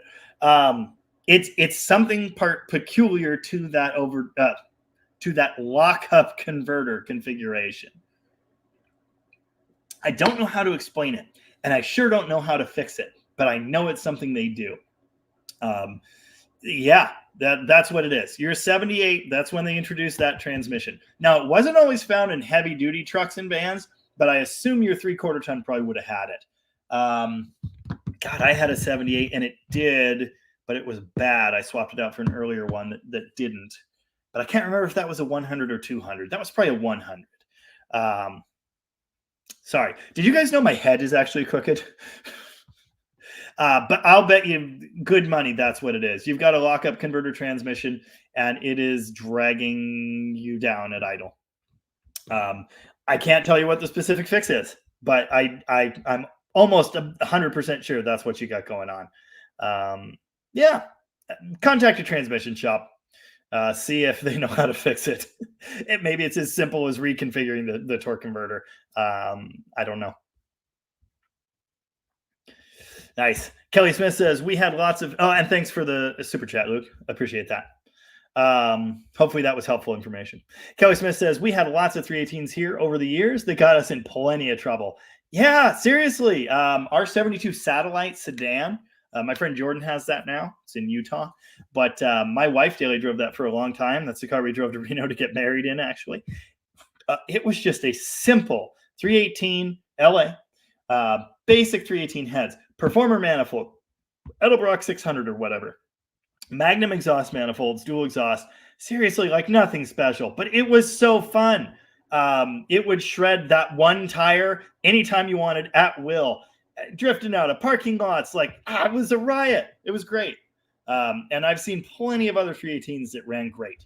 You know, they're not all like that, but yeah, you know, and with a little tinkering, they can do pretty cool stuff. So I really do like the 318. I think they're a sweetheart of an engine. I think they don't get the credit they deserve. And yeah. Yep. Yeah, don't remind me what 340 A bodies are worth now at auction, because I have one. Oh, yeah, cool. Tim72 Demon. Gary's garage had a 318, sort of, in his Barracuda, had 700 horsepower. I didn't know what his actual horsepower number was, but I've seen that thing run, and it's amazing. Of course, the overbore in that engine, it's a 340 that says 318 on it. That's what it is. But again, they've got potential. That's what I'm saying. I mean, they can do cool stuff. They can be fast. Bill Johnson says, I like my 318. I don't love it. Well, you just haven't tapped into that potential yet then. How could anyone not like a 318? Because they don't know. Nice. Dizzy Izzy says, my 65 Valiant, that one I bet, very cool, has everything upgraded with a 60 over 360. Nice. I just bought a 63 Dart convertible, and it has been modified to accept a small block, and it has a 360 in it. I don't think the engine's anything special, but yeah, I'm looking forward to seeing what it does anyway. Well, that's impressive. I wouldn't expect a 318 to do that. But yeah, again, I like them. I think they're great. John Mullins said, enjoyed the live stream, Joe. Hey, so did I. And yes, I talk a lot. I think that's well known. I apologize. Speaking of JustMoparJoe, Joe says, I want to build a high output 318 someday. Highest I can get compression, keep stock rods and crank. That is where I'm going with the 273. I'm going to get the compression as high as I can. Instead of aluminum heads, we're going to try out Magnum heads. I do also have a set of 302 closed chamber heads. They'll require a lot of work. I know that, but I have them. 904 transmission in a race car with a steep gear. Yeah. Yep. I think that would be an awesome build. That is very much what I have in mind. Oh, crap. I forgot to call you. I was in the middle of something. It was, yeah. Anyway, that paint color on my Demon, that one, that is called, if you look at paperwork, it's B5, but it's actually GB5. And the first letter indicates the year that color, that version, that hue of the color was released, which I believe is 71 for GB. I could be wrong. GB5. If you look at the regular B5, it's brighter. You want GB5. So there you go. Every day is school day, and you can stop learning when you're 96 like Gene Winfield. Yep. Nice. That's where I'm at. Nice. Oh, Bill Johnson is comparing that current 318 Coronet to the first one, which had a 400. Yeah, they're a little different. They're a little different. As we've discussed this evening, 400s are quite good. And 318s can be. But again, yeah. Oh, yeah. No, I'm spoiled. Fixing on a Garage says, kids these days don't know how hard it was to find answers on the old news group forums. Yep. Yeah, exactly. 318s easily hopped up and made super fun. And the number of people in the comments on the A-Body group, the people that enjoy these cheap compact cars, the number of people that didn't understand that. Anyway, still ranting. Still living, still learning. Yeah, man. Me too. Yep. Nice. Yeah, a 318 with a 4-barrel intake, carb, and free-flowing exhaust motivates my B-body just fine. Properly adjusted kickdown linkage helps too. And I was going to say that about that young man as well. He's probably taking off and shifting gears immediately. Haha's man wants to know, what size carb would you recommend for a big cam 440? I'd probably go use the carb calculator, but something tells me it's going to be at least 850. It's really down to your operating range. And cubic inch, but I assume you want something in the 850 neighborhood. Big engine, big inch, big cam. There you go. Oh, yeah. And if you guys want to see more of Just Mopar Joe Live, he is planning to do more of that in the coming year. So keep an eye out for that. And yeah, I absolutely imagine we will do some more stuff together. You know, we don't have the opportunity to like get together and collaborate in person on video. Because there's like most of a country between the two of us. But yeah, anyway, we can collaborate. I'm happy to do that. Nice. Yeah, Ross had a D500 dump truck, 318, 5-speed. Put some insane loads on that truck. Never weakened, just hauled it. Yeah. Gearing is the solution for a lack of horsepower. Yeah. Mid-72 is also when they changed the timing cover and dampers. I thought it was 70. Is 70? Is that on the small block? Because mine has the later style. Are you thinking big block? Not totally sure. I think small block came in 70, but I could be wrong. I've been wrong before. Yeah. Kelly Smith, I'd get my left arm to be ambidextrous. No, I didn't. Well, and I didn't think so. I didn't think they had done that. It doesn't seem like a very Chrysler thing to do. Oh, that's awesome. Hans Sossel. I have a Trabant 601 with 70 horsepower. It goes 198 kph, whatever that means. It's light with 0.6 liter displacement. Nice. All engines were built for certain applications. I have respect for them all. I feel the same. Yeah. And again, like I can't say this enough. Not every engine is max horsepower. Not every car is because race car. You can have so much fun with 300 horsepower. I mean, again, my Demon that I'm all proud of, the 360 I built, I don't think it makes 400. I think it's like probably mid threes, but it does cool stuff. It's a lot of fun. You know, that's what's more important to me than anything else. I will never, ever, ever be the fastest guy at this trip. Won't happen. So, yeah, but I can have fun. Oh, that's funny. And for some reason, I just circled back to that same point, even though this comment was a while ago. Glenn said, Jamie, you just made a very good point. So many people are obsessed with being the fastest that they take all the fun out of enjoying the car. Yeah, exactly. What Glenn said. It's not all about the big, scary horsepower number. You will not be the fastest. There is someone that has $30,000 to dump into an engine that you just don't have and never will. And I never will. And I'm fine with that. I have no interest in that. I'm just not that guy. No. No money shift. Nice. Yeah, FSM advises at ride height. Yes, it does. That's why I said that. But that's for the bonded rubber bushings that do not spin in there. Polyurethane or Delrin, yeah, although I've never seen anyone use Delrin on these cars. I'm sure it's been done. That is totally different because the rubber is not bonded to a fixed sleeve. The poly isn't like the rubber is. The poly bushing is able to rotate. That's why you lubricate it. That is a moving piece. The rubber bushings don't do that. So yes, the factory service manual says torque it at ride height. That's what I said. It's not necessary with the poly. I still would. I think it's good practice. And I was thinking it might help with the pin movement, but it might not. That was my thinking there. But yeah, it doesn't matter because that poly bushing is able to rotate freely. Yeah.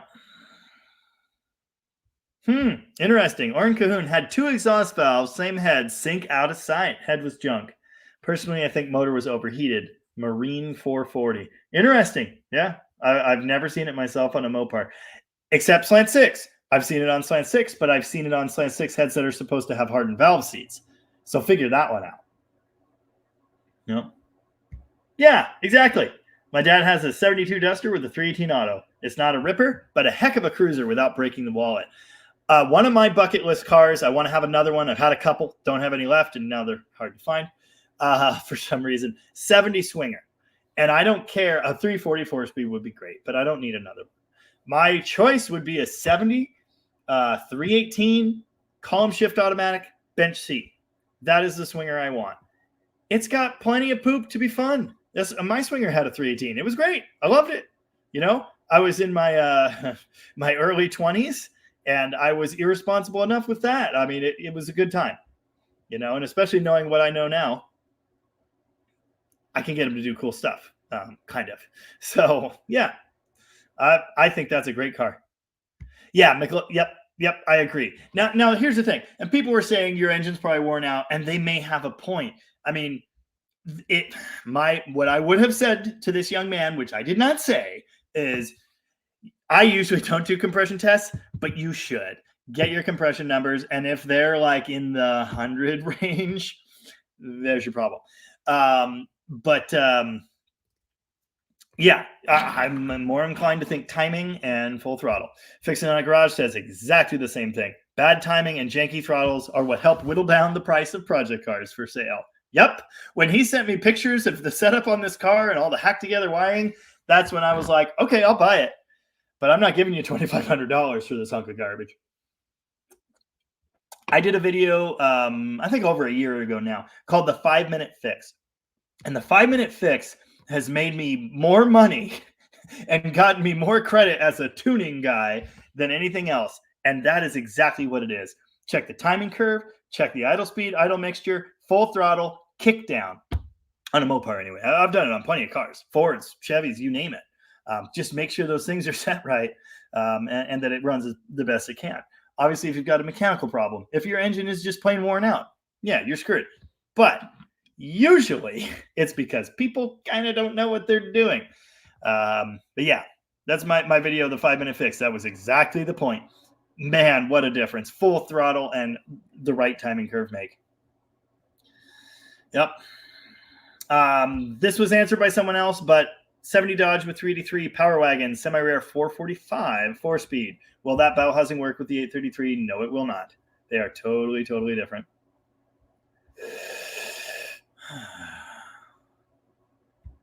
How many 727 and 904s have been rebuilt because of a bad fan clutch?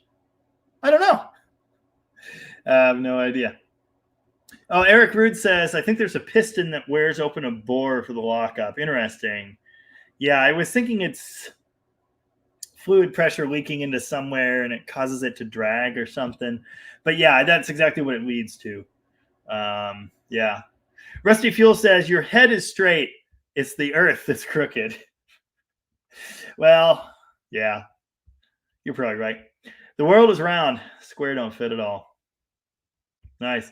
JustMoparJoe had a slant 674 Duster. I did too. That was my first drivable Mopar, was a 74 Duster. It was my first car that was mine that was actually drivable. I had a couple other things first, but it was a 74 slant 6 Duster. It had hang 10 seats. It had a sunroof. It had a destroyed windshield and a decent but also terrible paint job. I loved it. It was lots of fun. I mean, the 100 and whatever horsepower of the 225 was enough for me to accidentally drift it into curbs and get into all kinds of trouble. And I blew up the 904 transmission in that car too. And then I broke my first transmission bell housing and learned a very important lesson about stacking a torque converter. To be a teenager once again. I had wished it had a 318 to be able to pass a couple cars without oncoming death. Yeah. I remember I topped that car out at like 95 miles an hour once, full throttle in this secluded section of highway. And not 5 minutes later, I ran out of gas. It was awesome. Tim72 Demon says, drove my Demon with the 318 for 50 years till I just swapped it for the 360. Nice. Cool. Yeah. I think 318s are good. I really do. Yeah. Oh, Bill Johnson says, my Coronet is GF3. Gotcha. Yeah. I know mine is GB5. It's just the letter, that first letter, because again, it denotes the year that color was updated. So it's GB5. Anti-Stupid says, don't forget about the 318 Detroit diesel, but I don't know what that is. Kevin Widener says, love what you're doing. Mopars. Thank you, Kevin. Appreciate that. Yeah, of course. And I understand that. Oh, I can go buy 7 340s. They're everywhere in the junkyard. I don't need to mess with a 318. I get it. They have a reputation as low power and pedestrian. I get it. That's fine. But I just don't think that makes sense today, knowing what we collectively know now. It just doesn't make sense. Now, Gary Hergert is in Arizona for Barrett Jackson week. Going to miss the 70-plus degree weather when I fly back on Tuesday. Yeah, I'm sure you are. The good news is it's not below freezing anymore. It's been, I'm wearing a T-shirt. Anyway. Oh, yes, Mexico. Yes, Mexico. Well, where are you stuck? You're stuck south of the border or whatever. Yes, it is my excuse for not working with other YouTubers. I am, man. Same thing with Tony. I'd love to work with Tony. But it's a long drive. It's a really long drive. We're coming to the end of the live. 159 people still here. Thank you very much. Really appreciate it. My humongous thanks again to JustMoparJoe for being here. Really like that guy. Really enjoyed chatting with him. Yeah. Very, very cool. And I'm sure we'll be seeing him again. And he's often in the comments here as well. But I do want to pick out a good few more comments and questions because there are a bunch left. We're getting down there. No, thank you, No Beret. I just hope this entertainment was professional enough. And I didn't play an intro song because Joe and I got right into it. Maybe I'll play an outro. I don't know. Oh, news group forums. They didn't exist when I was learning. Magazines and books only. Damn, what's the Monty Python sketch? When we were kids, and whatever, we had to live in an old septic tank. Anyway, nice, very nice. Oh yeah, same thing here. Absolutely same thing, Barracuda. In Australia and New Zealand, a lot of people have it in their mind that the 318 is a dog because someone told them so. Very annoying, very undeserved. I had one and loved it. I will say I have experienced some that are dogs, but again, like they're all 50 years old. So Yeah, they're not spring chickens. And if they have been rebuilt, was it done correctly? They some of them run very, very well. A lot of them run fine. Some of them don't run great. But that's the same with any production engine, especially made by Chrysler. I like the 318. And yeah, I sure don't think they deserve that. Interesting. Small block 68 to 71, but I have only seen mid 72 on. Yeah, my Demon has the later setup. Yeah, it has the later setup for sure. I have all the original brackets, pulleys. I think I have the original water pump in a box. It's definitely the later one. So, yeah, I don't know. Different lines, different factories, where you're at, no idea. But I do believe the small block got that set up earlier. Never taken a vehicle to a dyno. Why I am not racing? No, me neither. Yep. I want to take the Demon to a dyno because I have drag raced it, and I'm curious. But again, I don't think it's a 450 horsepower engine. I think it's a 325 to 350 horsepower engine. I think it's enough. It's not a heavy car, 4-speed, 410s. It does cool stuff. Modern BMW engines just suck from a mechanic's point of view. Yeah, they're actually really good. But don't ask me to work on one. Don't. Oh, yeah, that's the other thing. Aunt D says, my Model A is anything but fast, but it's really fun to drive. Yeah, exactly. My Power Wagon is the slowest thing in human history, practically. But it's a great time. A couple commenters, I put out a video on it today, which didn't do well at all. And at least one commenter said you should put a Cummins in it. No, I'll keep it slow. Thank you. I will keep it slow. Nice. Yeah, McLovin says there are also other types of racing where top horsepower doesn't matter. Yeah, absolutely. Yes, that is very true. Yep, Bo Ridge, Freiberger said it best. It's more fun to drive slow cars fast than to drive fast cars slow. I could not agree more. Man, I used to have a Volkswagen Beetle, and that thing was amazing because you drove it with your foot in the floor at all times. It was really fun to about 35 miles an hour, and then it was embarrassing. Nice. Wow, Kevin Widener had an 89 Dodge pickup with a 318 4-speed, and it ran high 13s. Damn! Nice. Tim says, as long as my Demon can keep up with Duddy, I'll be happy. Nice. Yep, low-end torque wins. In torque, we trust. And that is absolutely true. No matter how much you pour into your engine, you still have to know how to tune it. Yep. God, I love being loud and obnoxious. Yeah. Oh, and also being able to drive. Yes, that is also very important. Mexican Spec would offer me a 70 Mexican Spec Dart, but they were all Sign 6 cars. I don't care. I have all the technology to fix it right here. Oh, Hank Reardon's 70 Swinger stock Magnum 5.9. It's a burnout machine. Not fast, but it makes me laugh hysterically. Yeah, man. In torque, we trust. That's a great setup. I love the Magnum engine, too. Really, really good engine. Yep. I'm glad to see the vast majority of the viewership here is on the same page as me. It's not that I'm surprised by that, but yeah. You guys get it. And that's what I likes about you. That's what I appreciates about you. Uh-huh. Yeah. David Bisnet, the stock ride height is prescribed in the factory service manual. And the thing is, it's kind of weird. It's a procedure you do where you measure between two different points and do math. I just eyeball it myself and make sure it's even side to side. I've never used that factory prescribed technique, but if you want to get it right, that's what you need to do. So get into the factory service manual and see what they have to say. That'll get you stock. Nobere, did you see the Eaton limited slip question? I did. I know nothing about them, so I can't really comment on that. Oh, I saw Robert Fitch got his Valiant delivered. That was the 65 Valiant that was on the channel a few weeks ago. Very cool. So yeah, glad you got that. Hope you enjoy it. Cool car. It just wants to be alive. But Robert Fitch said, my cat is in the kitchen sink again. God, my cat's always in the kitchen sink. If you call a 318 a 5.2, the kids suddenly like them. Nice. Very nice.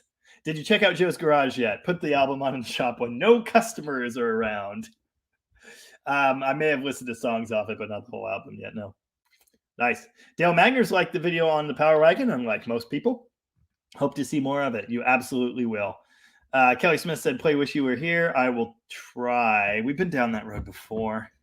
Oh, yeah. Yeah, hit the like, even if that other dude sounded like Dale Jr. Nice. Thanks again, everybody, for hanging out. I appreciate that.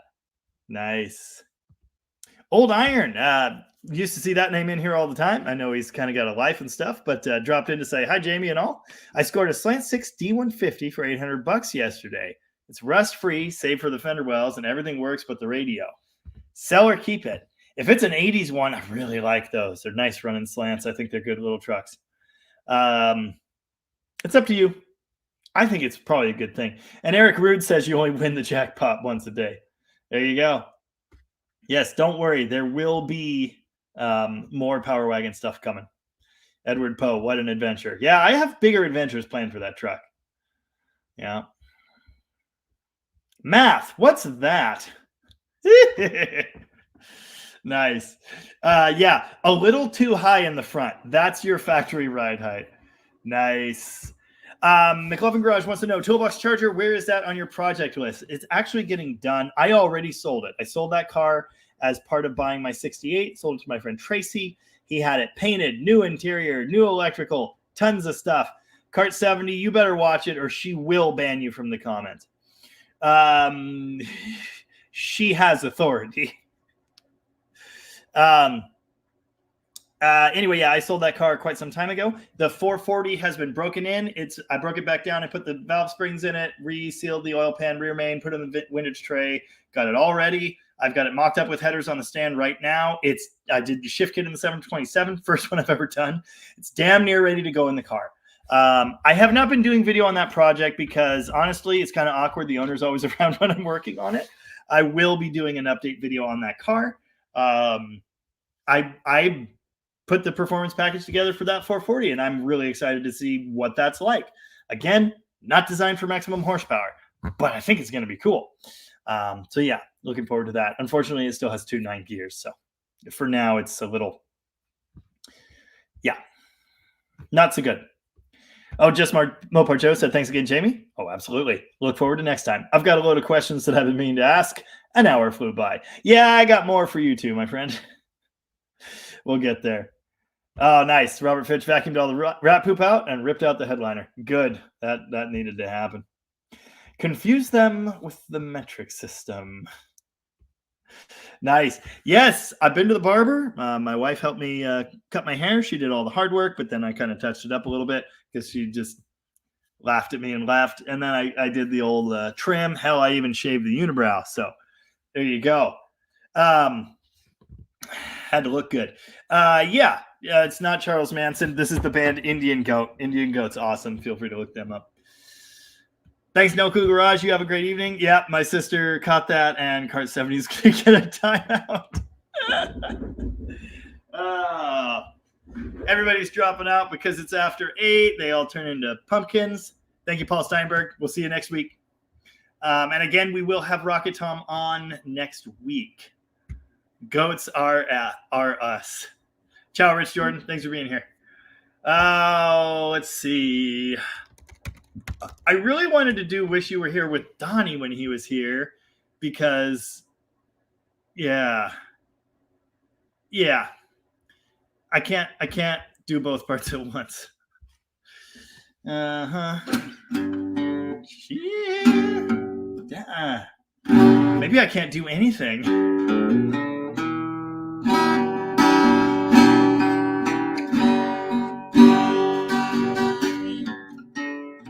I can't.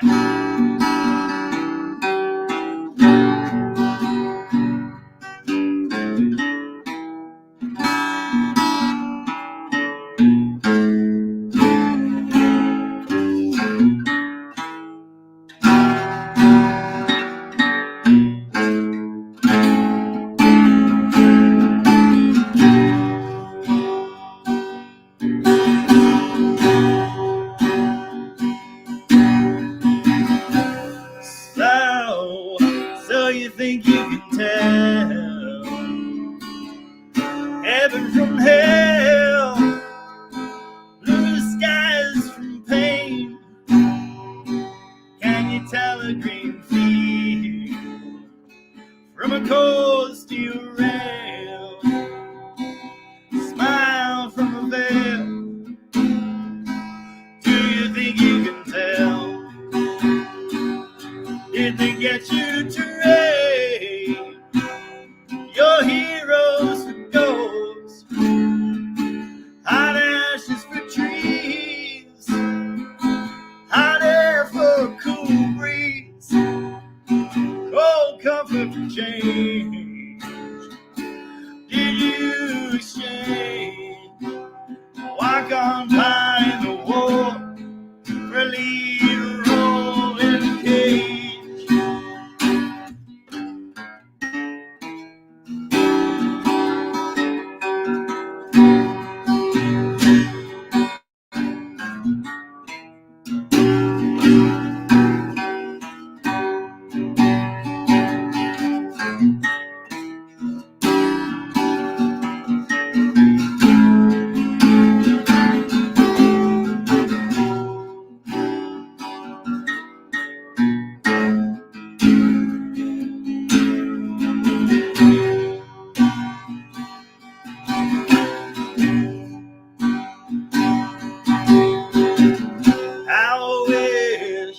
I wish you were here.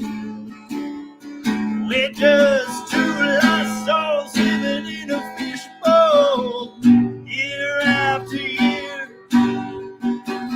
running over the same old ground. How we found the same old fields. I wish you were here.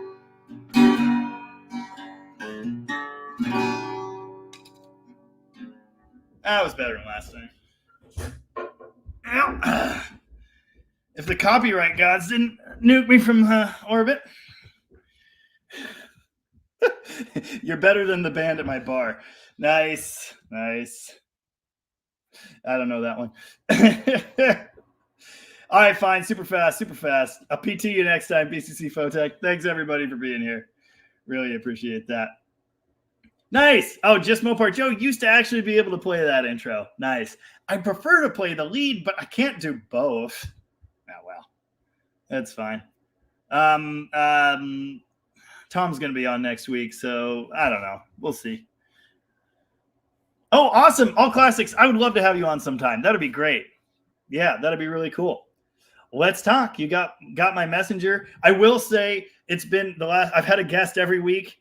And I probably should take a break again at some point, but I do really like having people on. So, yeah, let's definitely do that sometime. Old Iron might be here next week, but he does have a life. Appreciated. Nice. Thank you, Chevy Hemi. Appreciate that. Yeah. All right. One question real fast. A little late tuning in. What's your plan for the 63 Dart? I'm putting it back together, making it run, making it be a whole car, and down the road it's going to go. I don't need to own a 63 Dart convertible, but I did feel obligated to save it.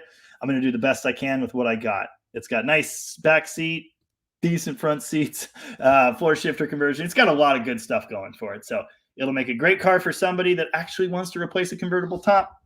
That's not me. So yeah, that's that. Thank you very much, McLovin Garage. Appreciate that. 318s for life. Exactly. Thanks, everybody. I really appreciate it. Thanks again to JustMoparJoe. Yeah. Appreciate you guys hanging out every week. You people. I didn't finish my drink. Take it easy. And if it's that easy, take it twice. And yeah, what he said. All right, everybody, I'm going to hit the stop button. I will see you in the comment section and next Sunday with Rocket Tom. Take care. Thanks very much. And bye-bye now.